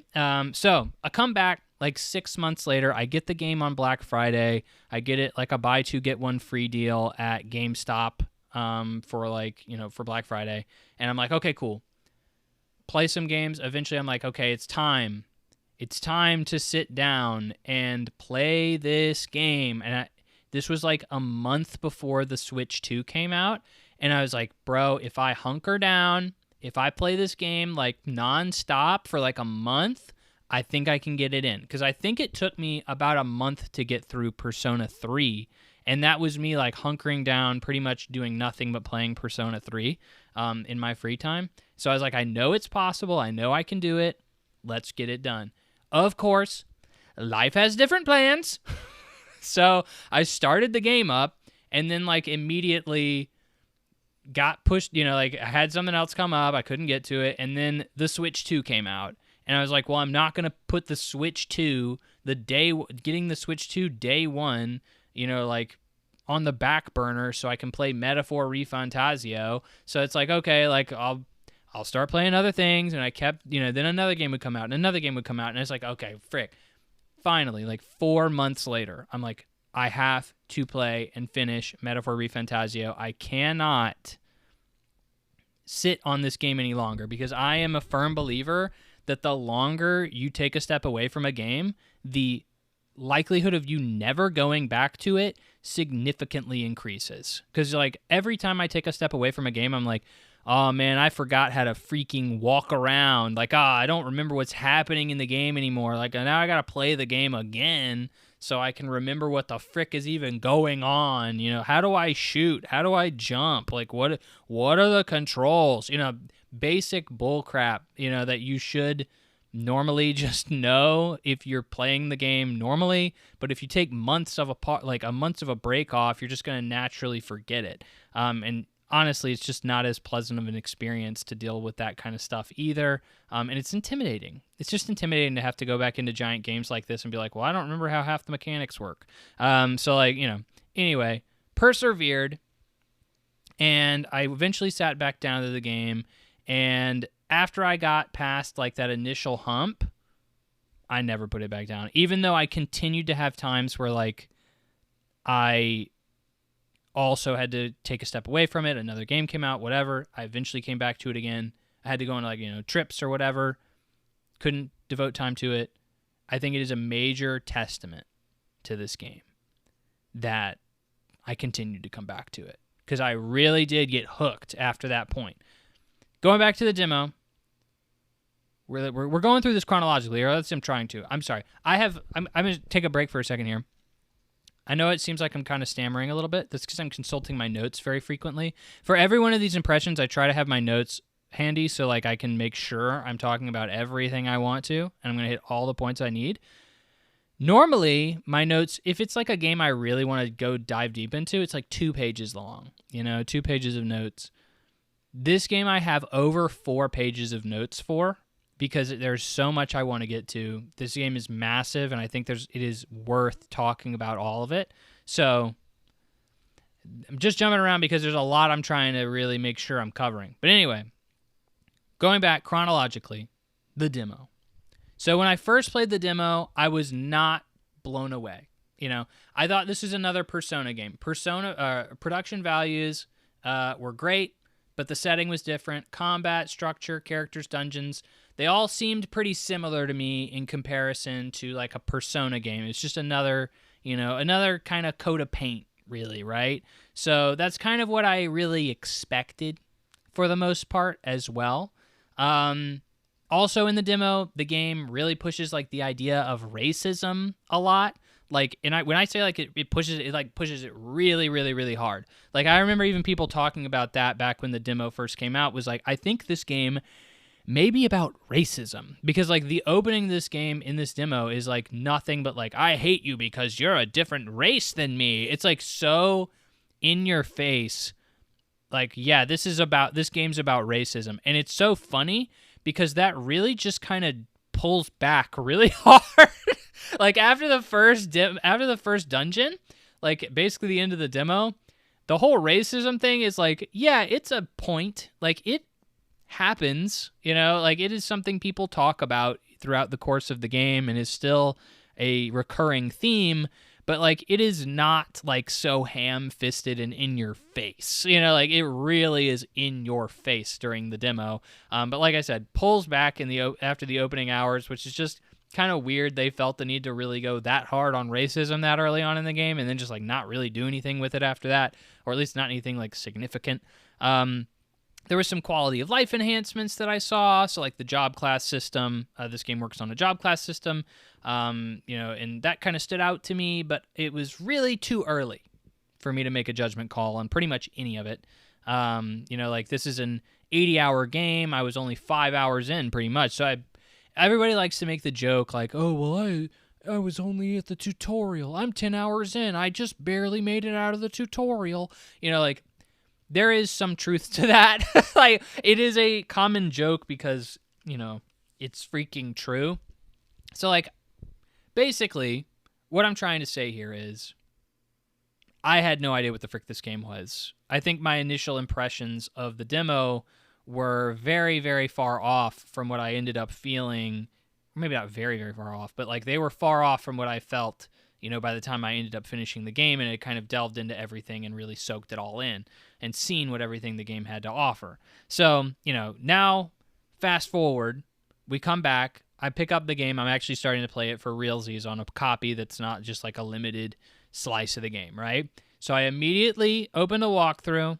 I know Persona 3 Reload gave me very little wiggle room to see everything in the game, and so like I'm like, okay, I gotta start playing this game with a walkthrough immediately to make sure I can see all the content, I can do all the social links, and make sure I'm not, missing any content, because I think that's so annoying. I play that much of a game and I can't even see everything. That happened to me in Persona 5. I was trying to evenly distribute the people I was seeing, so I was like never maxing out anybody's social link, and at the end of the game I had no romantic interest. I was like, do I get to date anyone in this game? And yeah, you do get to date people in Persona 5, but only if their social link is high enough. And because I didn't manage my time well enough, and I freaking was trying to evenly distribute everybody's social link, I didn't ever have the ability to do that. So very frustrating. after putting 120 plus hours into Persona 5, because that game is even longer. Insane. But anyway, I open up the walkthrough, and the walkthrough immediately is like, you need to play on the easiest difficulty. And I was like, I mean, I don't really want to do that. You know, like, I get it. And I did that with Persona 3 because, like, I knew that, okay, we got to get into the design of Persona 3 to really fully articulate this. But essentially, like, the only thing that the difficulty in Persona was really preventing you from doing was just progressing in a number of days. Like, the combat in Persona 3 is not difficult. And, like, really what makes it difficult is just, you know, the magic you have and, like, then the moves that you can perform within, you know, like a certain amount of time in a dungeon, right? So, like, knocking down the difficulty didn't really make the game different outside of it just gave me more time outside of a dungeon because I could get through a dungeon faster. Combat has never been a very strong suit within the Persona series to me at all. But anyway, the problem with this is that the easiest difficulty in the game is, and I hate when developers do this, I do not know why they feel they need to do this, is it locks you in. So if you go to the easiest, so there's 4 difficulties in Metaphor Rephantazio. You got hard, you got normal, you got easy, and then you got story. And the walkthrough was like, you need to play on story difficulty. And I was like, bro, okay. I select it, and it's like, if you select this difficulty, you will never be able to switch it off. Like, you are stuck on it. And I'm like, whoa. I mean, I like the option of being able to switch it off. Like, what if I get to a boss fight or something, and I'm like, I really want to experience this boss fight on the normal difficulty. That would be a lot more satisfying. I can't do that? Why? And it's like, well, because we're turning down the difficulty so much, it's not cool, bro. You shouldn't be playing on this difficulty. I'm like, don't punish me. Don't punish me for choosing an easier difficulty than you want me to be playing on. Like, just don't give me the option to play on that difficulty if you freaking hate me playing on it that much. Like, I don't know. It kind of goes back to the typical conversation you have about, like, Bloodborne or whatever the freaking From Software game having an easy difficulty. It's like, why not? Like I don't know. Like, what's wrong with other people playing the game the way they like? I don't know. I guess it's like not an art. It's not art enough, you know? You're missing the meaning of the developer and its intended experience. It's like, okay, who gives a frick? Like, you know, like, I can still get that normal experience if I play on the normal difficulty. Just give me, for somebody else like me who doesn't want to do that, just give me an easier difficulty and I'll have a fun time. Anyway, long tangent, right? That's neither here nor there.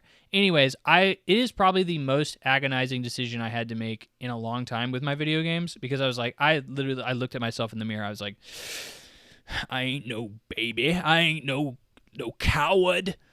I can do it, but, like, the walkthrough is telling me that I'll miss out on things if I don't. And I had to basically really come to terms with, like, what do I value more in these games? Do I value the combat? Do I value the difficulty and the experience? Or do I value the relationships I have with party members, the content that I'm seeing, the world? Like, what do I really value more? And I think it was pretty obvious to me pretty quickly. I really value my party members more. I value the story. I value all that. So I would much rather see that. And, you know, like, that's what I went with. I did the unthinkable, and I did the lowest difficulty imaginable. And that was because the first dungeon was taking me a lot longer than I assumed it would, because the first dungeon is the longest dungeon in the game, weirdly. It takes a really long time to get through. It takes multiple days. And so I was like, okay, clearly the rest of the dungeons are going to be like this too, and there is no way. Like, I was scrimping and fighting, because early on in the game you don't have skills that, like, give you magic or anything back. So, like, later on in the game you get those, and it becomes a lot easier to stay in a dungeon longer. But at the beginning of the game you don't have any of that. So, like, I was really struggling to stay in this really long dungeon, and I was like, oh my gosh, if this is what the game is, I'm not, like, this is way too hard to try and beat this dungeon in one day. I can't do it. So I have to knock the difficulty down. And then after that, frickin' none of the dungeons are anywhere near that long. And it's like, oh, well, I probably could have done it on like easy difficulty and not story difficulty. So like I really kind of effed up there. Like that was, but I didn't know with the information I had and the walkthrough telling me like you just need to play on the easiest difficulty. It's like, oh, okay. Kind of effed up there. I would recommend playing the game on easy difficulty. If you're like me, you don't need to play it on story difficulty. That first dungeon's probably going to be a really big slog. But beyond that, you're going to be fine. But anyway, game's dungeons are ultimately much shorter than previous titles, and I kind of wished I toughed it out. That being said, after you finish the first main dungeon, you get sent to the actual world. And that is where the story and the game actually starts. And this is, to put into perspective, like 10 plus hours into the game. Took me about 70 hours to beat it. So like a seventh into the game, I finally got to a point where I was like doing what I expected to be doing within the full story of the game. And like, I remember beating the game and looking back at those opening hours and I was like, yeah, why did we spend so long like not focusing on the main component of the game? Like, how did they even accomplish that? And they do. Oh, they find a way. But like once you get on your like globe-trotting adventure and you join the race to like as an underdog candidate to be king of the country, that's where this game really got its hooks into me. I loved the story. I loved how it was told. You know, you're competing against all these other would-be candidates. They all have their own kind of way of doing things. You're like interacting with them on the map. Like you're all kind of running over to different countries and different areas within the country to kind of help people and gain followers and like, you know, win these competitions that move you up in the rankings and allow you to kind of proceed to the next round of candidates. And, you know, like you're like interacting with them and having battles with them like while you're traveling. I loved it. I loved it. I thought it's a great premise. It just sucks that it takes so long to really get to that point in the game. And I have always been and I always will be like it gets good after like 30 hours. Just tough it out. Like, oh, well, that game it's really good. It just, you really got to tough out the first like 80 hours of it. And then you'll have a lot of fun. Like, I think that is I honestly, if I ever hear you say that, I'm like, you don't need to be recommending me this game. Like, you have just an objectively bad opinion. Like, it's just wrong for you to do that. In this game, those 10 hours are fine. Like, they're not bad. Like, I know a lot of people would say, like, Final Fantasy 13 is, like, the standard typical example for this. Is like, well, the first 20 hours of the game suck, sure. But then, it opens up, and, you kind of have a good time after that. And it's like, okay, well, this is like not bad. Like it's still good. Like the opening of this game the opening 10 hours are like good, but like it really gets great after the first 10 hours. So like I understand if you're like, well, 10 hours, that's a little bit hard for me to stomach, man. I don't know. I don't got that much time. It's like, I get it, but it's not bad. Like the opening hours aren't bad. So you're really just getting through a good game to get to the great part, right? So that's kind of how I at least envision it. Anyway, I really enjoyed the world I was exploring. The art and the production values are through the roof. I mean, you play Persona 5, you'll know this. Like they're the kings of UI. They're the kings of production value. And that goes into every corner of this game. It's a good segue to say the UI is great. The soundtrack is great. And the production value overall is great. But I think Persona 5 still has a way stronger aesthetic and design overall, and it's hard to say, it's just hard to say this isn't quality though. Like it is really, really good. The soundtrack's good, and it fits your medieval vibe. Kind of like you got that guttural chanting in the background. That's kind of like the defining feature of this soundtrack. But I'm not going to listen to this game's soundtrack probably ever again, like anytime soon. But But like, I will always listen to the Persona games soundtrack, like all of them. Like Persona 3 has some great tracks. Persona 4 has some excellent tracks. Persona 5 has the best soundtrack probably in any video game ever. So like, you know, this is not meeting that standard. But I think if you put like jazzy J-pop in this game, it would kind of feel out of place. And like, so I understand the move they made here. It's still a solid soundtrack. It's just like comparative to their previous works, we could probably have made some more memorable, catchy tunes. But you know, that's, you know, subjective, I suppose.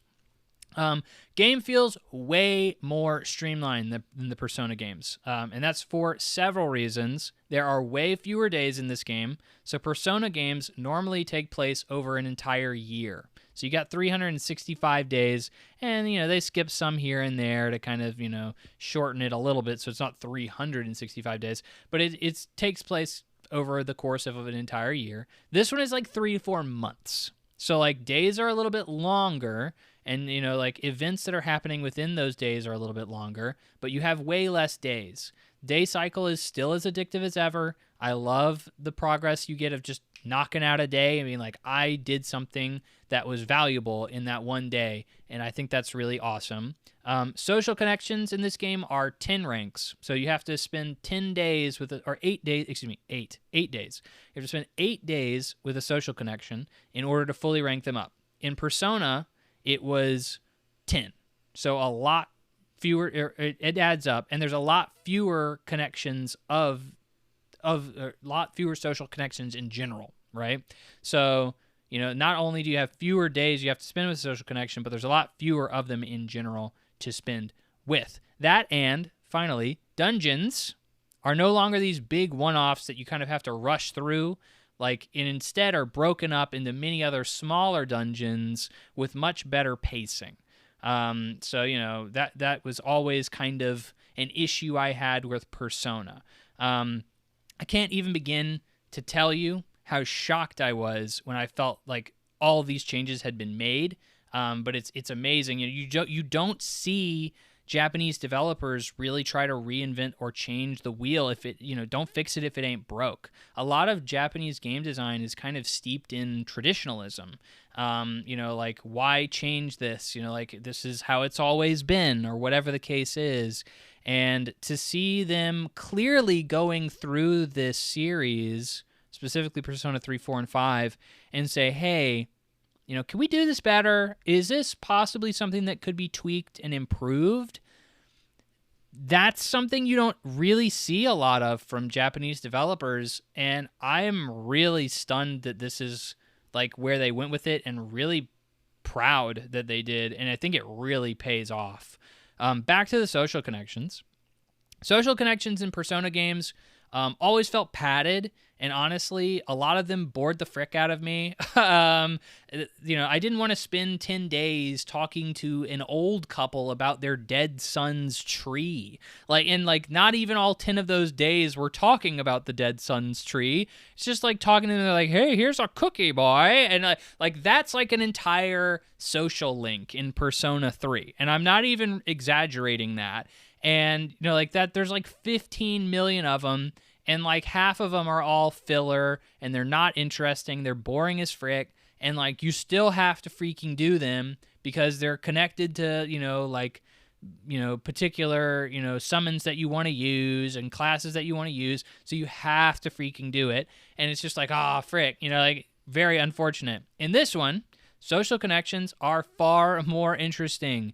Some of them, you know, may have dragged a little bit, you know, but in this, you know, like, I remembered the vast majority of them. Persona, I don't even freaking remember half of the ones that are in Persona 3. You know, they're not very interesting. But, like, I genuinely enjoyed some of the stories and some of the characters that I got to interact with in Metaphor Rephantazio. I think that's something that needs to be applauded. You know, they also, when you spend time with these guys, they actually give you, like, good rewards, like, useful stuff. Like, in Persona, it's always like, well, now you get more experience when you know, make a persona with this particular, you know, like, social link. And it's like, okay, cool. I guess, like that's nice. I guess it, prevents me from having to grind a little bit with this thing before I really get the most out of it. But like, that's not really a huge boon to me. And then it's like, this one's like, well, you can now do multiple things in a day, or like now you can heal more efficiently, or now you're going to get an XP boost like all the time. And like, like it's like legitimately valuable things that by the end of the game, I was like, dang, how did I live without half of this stuff that I got from social links, which is so nice to have. With less days overall, it felt like every day mattered. I always felt like I had something I knew I needed to do. There was some objective I needed to accomplish.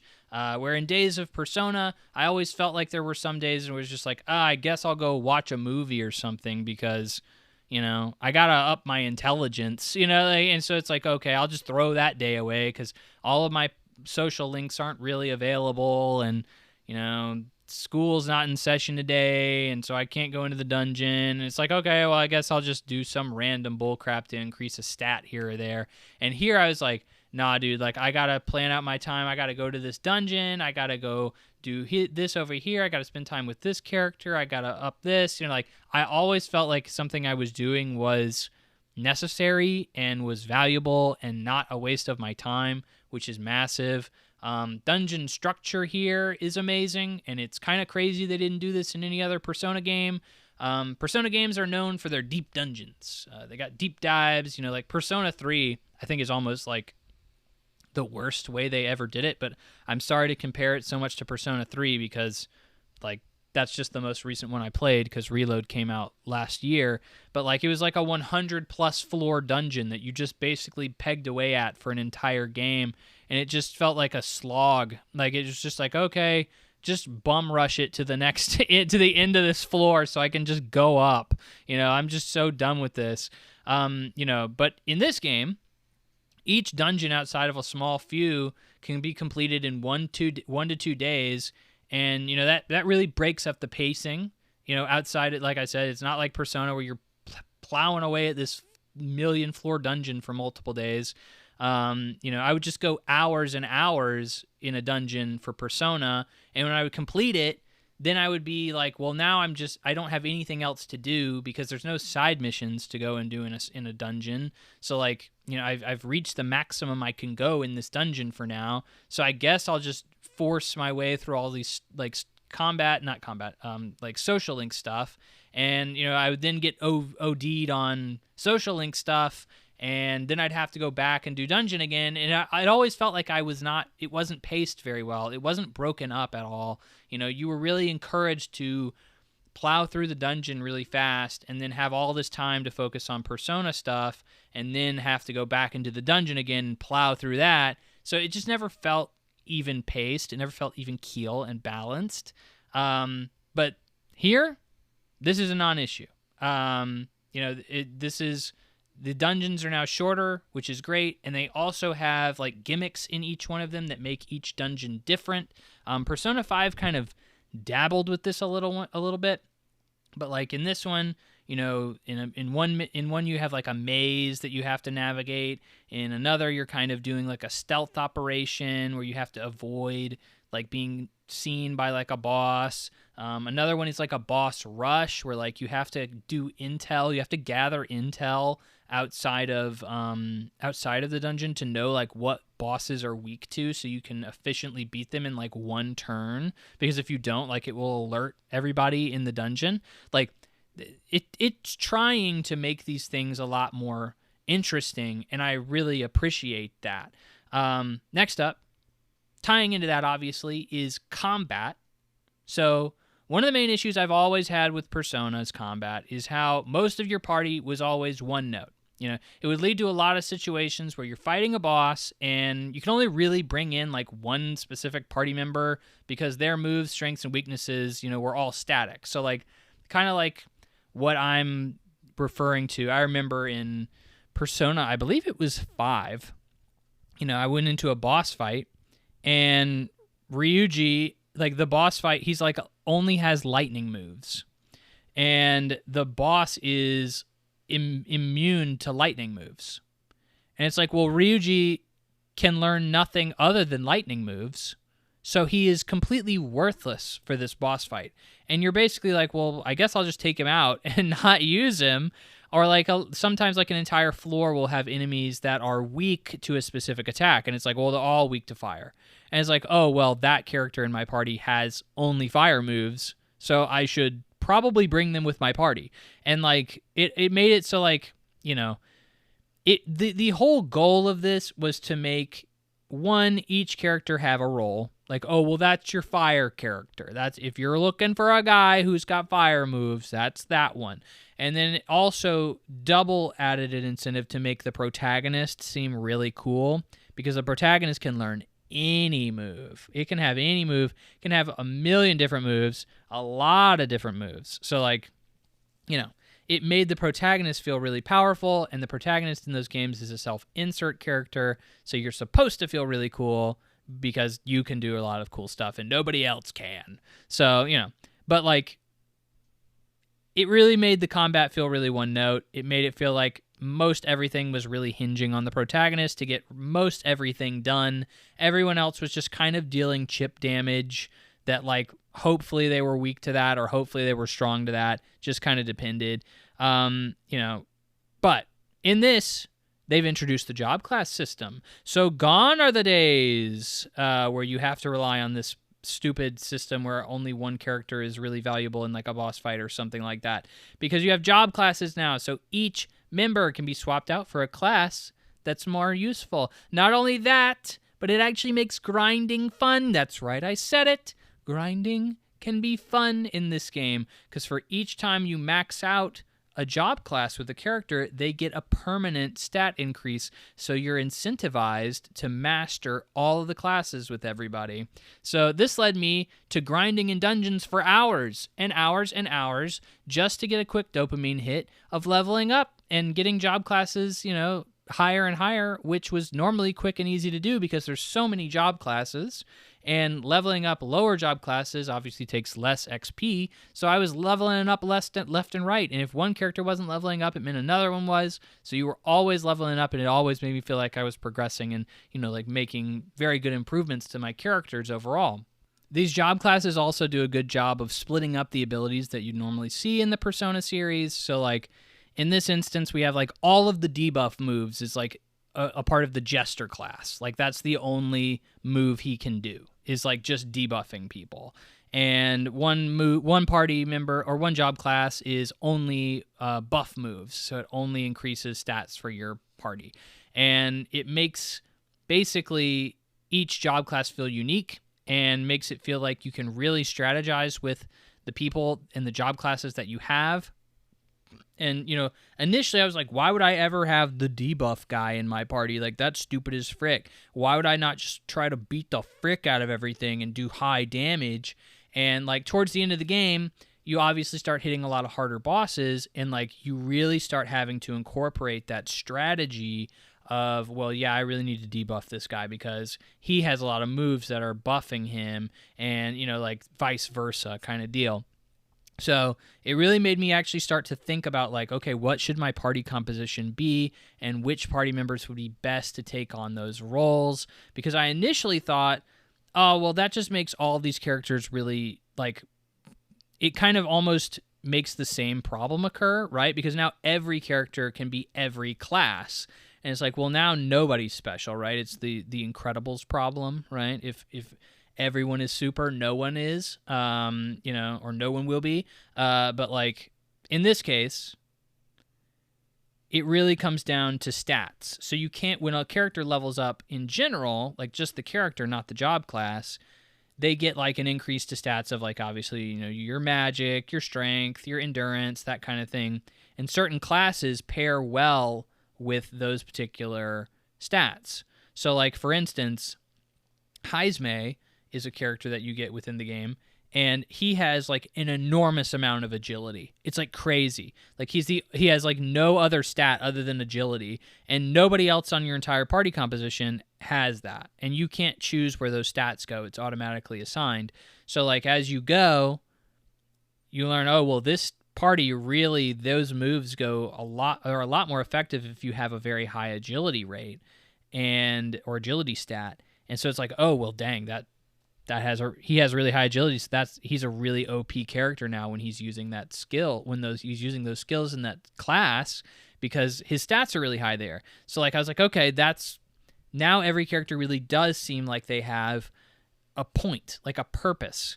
And like that also ties into every class, or every character has a super class that they can unlock. This is admittedly toward the end of the game, so like, it's not really a majority of the game you're going to be dealing with this, but like towards the last dungeon or so, last 2 dungeons probably, you get access to like ultimate classes, and like you can basically get like a super powerful class for that particular character, and they become OP as frick, and it's really awesome. And they're the only character in your entire party that can use that particular class.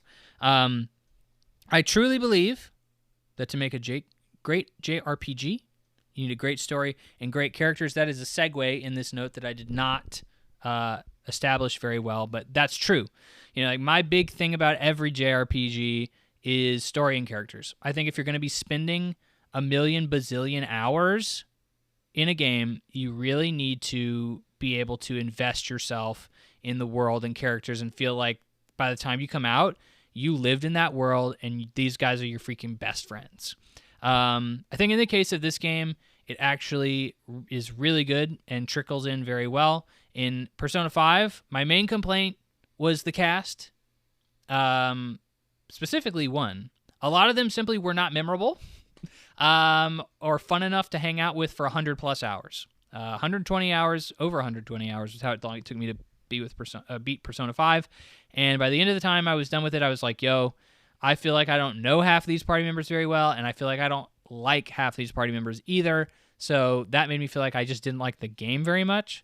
Some cast members were introduced way too late, and you ultimately never really get to know them, even though you spend like 40 hours with them or whatever. Like, they just never actually feel like they meld into the cast. Like, the final party member you get in Persona 5 is like some rich chick who I don't even remember the name of, because I never felt very attached to her. And I don't know, she just kind of comes into the game because but she's introduced into the game so late, and she's not built up in any way throughout the course of the game, that she just feels like a really weird tacked on party member. And I don't think anybody really likes her that much at all because of it. Not so here. I thought the vast majority of the cast were likable, introduced in a very interesting way. Like, I almost would, this is a really strong comparison, I know, and I don't think it's done anywhere near as this, but it almost reminded me of like Mass Effect 2 or like a BioWare game, where like you're being introduced to these party members, and it's like the introduction to to their character is so strong that it makes the character like good no matter what. Like, I think Heisme is like probably my favorite character in the game, and his intro is so good, and he's such a cool character that like I loved him for the rest of the game. Even though he doesn't really do anything for the rest of the game, like, it doesn't matter. Like, I think he's cool already, and that's all I really need, in order for that to be the case. A lot of other, like, party members are introduced over the course of the game, and, then, after a long time of being around them, they eventually kind of make their way into the party, and I think that is how all JRPGs need to add cast members over the course of a game. To avoid that exact problem that I was talking about with Persona 5, you need that kind of, that trickle-down effect, I suppose. I think the Persona team has never really had a huge strength with narratives. The story for Persona 4 is like the closest thing I think that the series comes to having like a good narrative. And even, look, Persona 4 is my favorite JRPG ever, and I even think that story is like fairly sparse. Like, it's not really a lot of story in that game.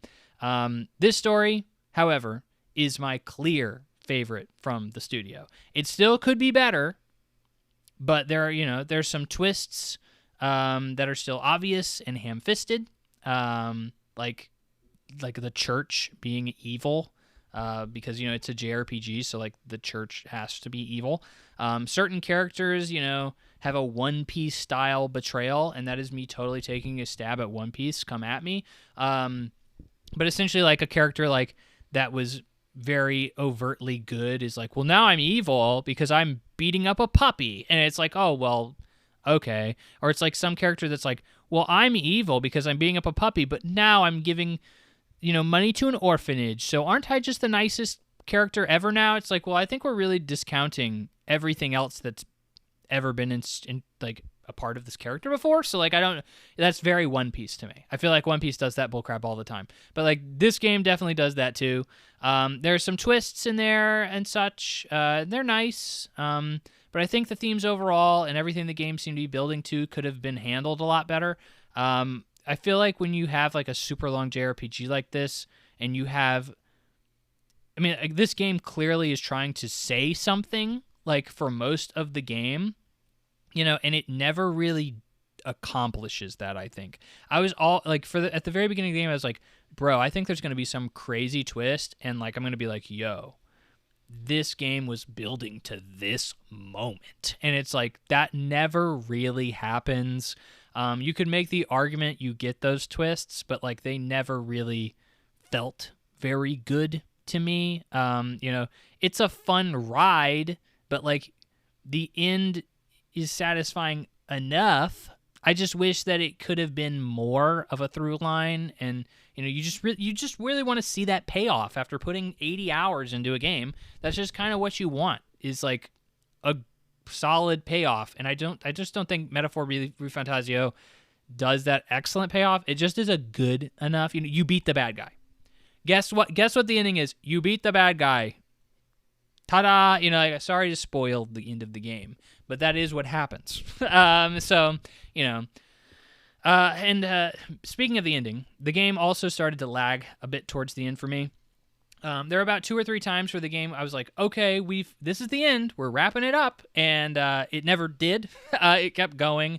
The game's cutscenes and dialogue also, became really thick at the end there, really dialogue heavy. Cutscenes would literally, like, I would sit down in an evening and play the game, and I would start up the game and put down the controller, and I had done nothing but watch cutscenes towards the end of the game, which is crazy to me. It was like 2.5 hours of just nonstop cutscenes, which to me seems a bit excessive.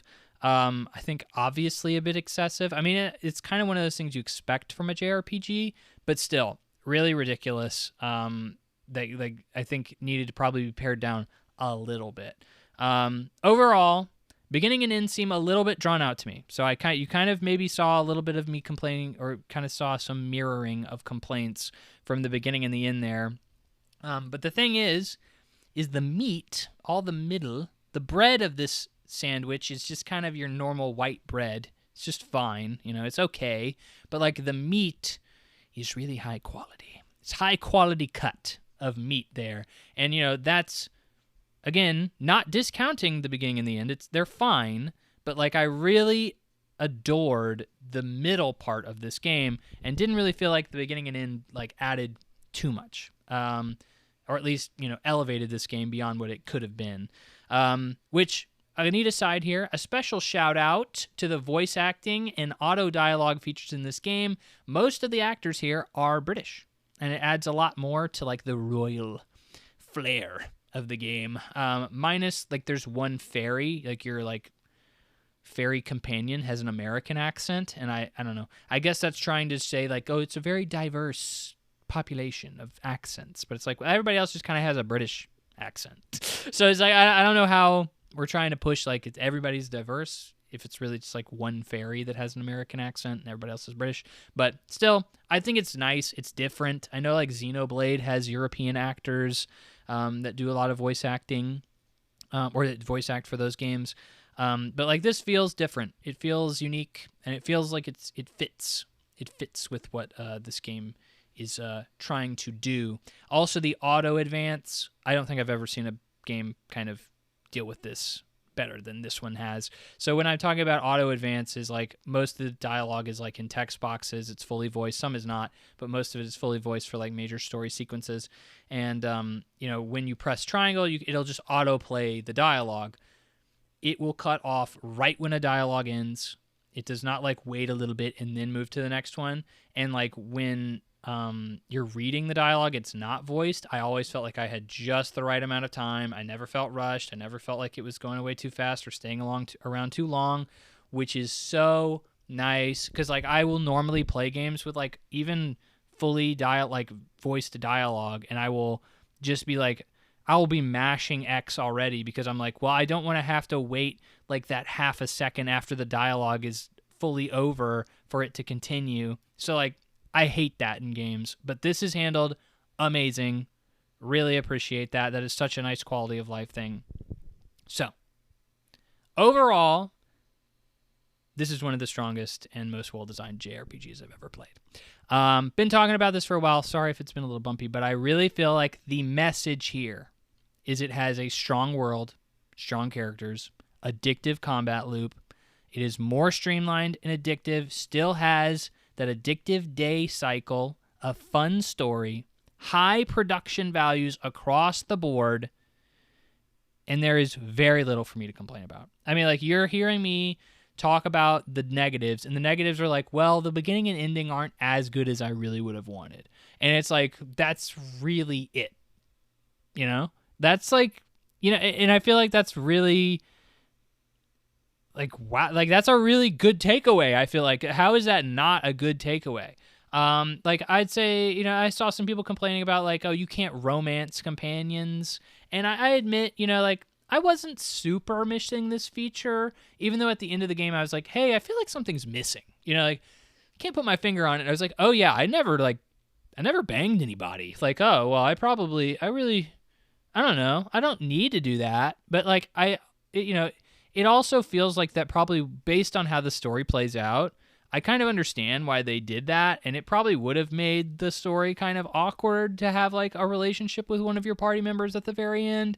So like, I'm okay with it. Like I didn't really freak out too much about that, but like I totally understand why somebody would be like, why am I not making out with my party members? Like, shouldn't I be able to make out with one of them? And I understand your frustration there, but like in my humble opinion, like, I don't think the game suffers too much for a lack of romance options there, or no romance options. But at the end of the day, it took me about 70 hours to beat this on easy, and way more months than I initially set out to beat it in. And while, you know, I've been getting FOMO watching all these new games come out, you know, like literally just been watching Hades 2, Mario Galaxy 2, Ghost of Yotei. I mean, like, Silent Hill F just reviewed very highly. Like, bro, there's so much coming out. And I've just been like, oh, I'm playing this super long JRPG. I need to get back to playing other games. My backlog is screaming at me. I can confidently say, I'm so glad I stuck with it. It is one of my favorite games in general. Okay? And I think I'm going to stop, and I'm going to say that again. This is one of my favorite games ever made. And it is easily in my top 3 JRPGs of all time. I will tell you what they are right now. Persona 4, Final Fantasy VII Remake, and Metaphor Rephantazio. That is how much I like this game. Not only did I have a blast playing it, was super giddy every time I picked up the controller, always having a fun time, but it is in general, you know, it's one of my top games ever. I mean, we need to see more games like this. We need to see more development studios say, we have a really popular franchise, how can we legitimately improve on it?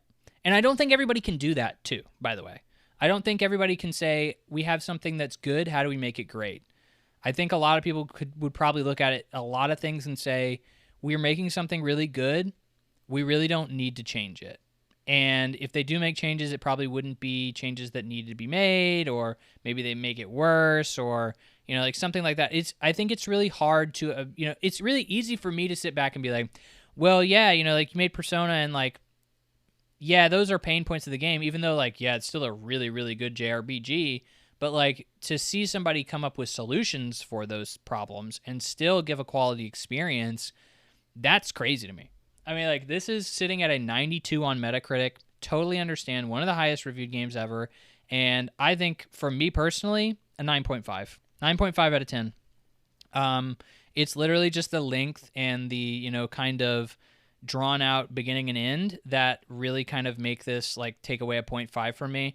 But that is so rare. It is so, so rare for me to, especially with a game this long where it has so much track to trip and fall and stumble, and it doesn't. That is so crazy for me to give this game a 9.5. For any game, really, it is so rare for me to ever say, like, this is one of my favorite games ever. Do you know how uncommon that is? I play so many games in hopes of finding, this is, like, one of my top favorite games of all time now. Now, it's unfortunate because I know I don't have the time to go back and replay this game ever. And I know, like, in a year, they're going to come out with, like, Metaphor Rephantazio Ultimate Edition or Reloaded or whatever the frick, and they're going to have, like, an extra 30 hours of content, like they did with Persona 5. And it's like, well, you didn't play the real version of the game. Like, now you have to replay the game again. It's like, well, F that. I don't have a million hours of my life to replay most of the same game that I've already played. It really sucks that that's how they treat these games. Really wish they just freaking, release the full freaking game up front. But, it makes money. I get it. And, Persona 5 Royal is like totally, I get it, objectively better. Same with, like, Persona 4 Golden. They're, like, obviously, like, objectively better. But still, like, I know I'll probably never go back and play this game again, but I think it is objectively one of the best games I've ever played, and I'm super glad I got to play it. As an aside, I do not see people talking about this game very much, which is crazy to me. This game sold decently well, but it did not sell as much as I would have expected, considering Persona is such a good, like, it's such a massive seller. Like, this sold, apparently, they announced not long ago, it sold 2 million units, which is, like, good. Like, 2 million is good, but given how big Persona is, I just assumed, and the reviews behind this game as well, I mean, it was nominated for Game of the Year. It was, 92 on Metacritic. That's insane. You would expect that it probably sold a lot better, but it did not. It did not sell that. And I get that it's a hard sell. The length is really hard to tell people, like, do you want to freaking play this game for 80 hours? And it's like, well, or you can play, like, 4 other, like, AAA games that are you're probably maybe even going to like more. And it's like, probably not. It's like, well, that's a hard sell. And, super high quality of games out right now. It's really hard to convince anybody to commit so much of their time to this game when you have 1,000,001 other games coming out that are also 90 pluses. 1,000,001 is high, obviously. But, 5 games came out this year, I feel like, that are 90 pluses, which is crazy. And, I can't recommend it enough to lovers of the genre. And something interesting is that if you look at the trophies for this game, it is an 80-hour game, and over 40% of players have beaten it, which I follow trophy stats pretty regularly, and if you are a game that gets 30% of players to beat the game, you're lucky. Like, you're really lucky. And I remember having struggles trying to find the time to play this game, and I was like, oh, dude, I don't know how, people beat this game. How did people find the time? I had somebody on my friends list who had beaten this game in, like, a week. And I was like, how the frick did you manage that? It was admittedly over, like, Christmas break or something, but it was like, oh my gosh, like, he must have done nothing but play this game for, like, an entire week. But, like, the through line on this proves that people who start this game really like it. And even though it's really long, they stick around. And that is a massive testament. Like, I don't think I think that is possibly, like, the strongest recommendation you can possibly give somebody. Is like, well, like, 2 in 5 people beat the game. And I know that sounds like, oh, that's not that much. Games that are like an hour and a half long don't even have a 40% completion on trophies. Like, like, it's that crazy that people beat this game. And so, like, the fact that nobody seems to be talking about it, it feels like this game fell off the zeitgeist almost immediately. I don't know if that speaks to the zeitgeist. I don't know if it speaks to the quality of games that are out right now, but like it's really sad, I think, to see how few people are like screaming from the rooftops, yo, Metaphor Rephantazio really deserves your attention. Even though obviously reviewers did do that, it reviewed very well. No one said anything bad about it. I don't know. I don't know if it wasn't marketed well. I don't know what it is. Because even I was like kind of meh on it when I first played it, when I first played the demo. And I think that was a lot of like I was coming off Persona 3 Reload, and I was like kind of OD'd on, Atlas style JRPGs. Like that's kind of my take on why I wasn't super excited to get into it. But still, I don't think everybody played Persona 3 Reloaded, so like they shouldn't be OD'd on it. So I don't know. Maybe the medieval style fantasy didn't really resonate. I don't know. I see that resonating with people normally. So maybe the Japanese take on it is odd to be. I don't know. But again, I will reiterate. If you take nothing else from this conversation, you should take that Metaphor Rephantazio is one of the best JRPGs ever made. You should 100% give it a chance. If you even remotely like JRPGs, if you like Persona, I think this is a instant home run for you. I cannot scream it enough. I love this game. I really, really, really do. And I'm really glad I put the time into it. It's one of those things that like I'm frustrated with how many games there are to play and how little time I have to play them, but I'm so glad I make time for these games that eventually become my favorites. And that is all I have to say about Metaphor Rephantazio. I mean, it was literally, an hour? Maybe over an hour of talking about Metaphor Rephantazio. But I told you, I warned you, there was going to be a lot to say about this game. When you have a game like this, and I think I really try to exemplify that in my reviews and my impressions, is like I don't like talking about things unless I really have delved into it and can give you a full, thorough opinion. And yeah, that hurts me sometimes with impressions for the podcast because I don't have them. Or like I've been playing Metaphor Rephantazio for 6 months, and it's like, well, what the frick am I going to talk about on the podcast this week? Because I've been playing the same game again, and I haven't made very much progress again. So like, it's unfortunate for that, but like, fortunately, I have the full picture to tell you. If I had just come, and I think I did talk about impressions for the demo a year ago on the podcast, but for me, it was kind of a lukewarm feeling to it of like, well, this is more Persona. And it's like, it is more Persona, but it's a heavily refined and way better version of it. And I still love like the Japanese, like hanging out with friends after school in Japan, in Tokyo or whatever. Like I love that. Love that aesthetic. Love that vibe. I'm a weeb, so like that's natural for me to gravitate towards that. But like Metaphor Rephantazio gives you a world that you really want to be immersed in, and like that's what I think JRPGs are the best at, because they're known for these really inventive worlds and these really cool characters and these really long in-depth stories, and you get that with Metaphor Rephantazio, and I think some JRPGs in the past few years have really dropped the ball on that. So, still going on about Metaphor Rephantazio. I'm trying to wrap it up. Dude, my brain is fried. I've been talking for over 2 hours about this game, about games in general. And I guess I should say thank you for listening. If you made it this far, if you made it through all of my Metaphor Rephantazio, all of my news segment, you, my friend, are amazing. I really do appreciate it. Really trying to work hard behind the scenes right now to make the podcast better, make the brand better. It sounds so gross for me to say brand better, but it is what it is. I have my reasons. I am doing things that hopefully will pay off in the future, and we'll see. But for now, I really do appreciate you sticking around.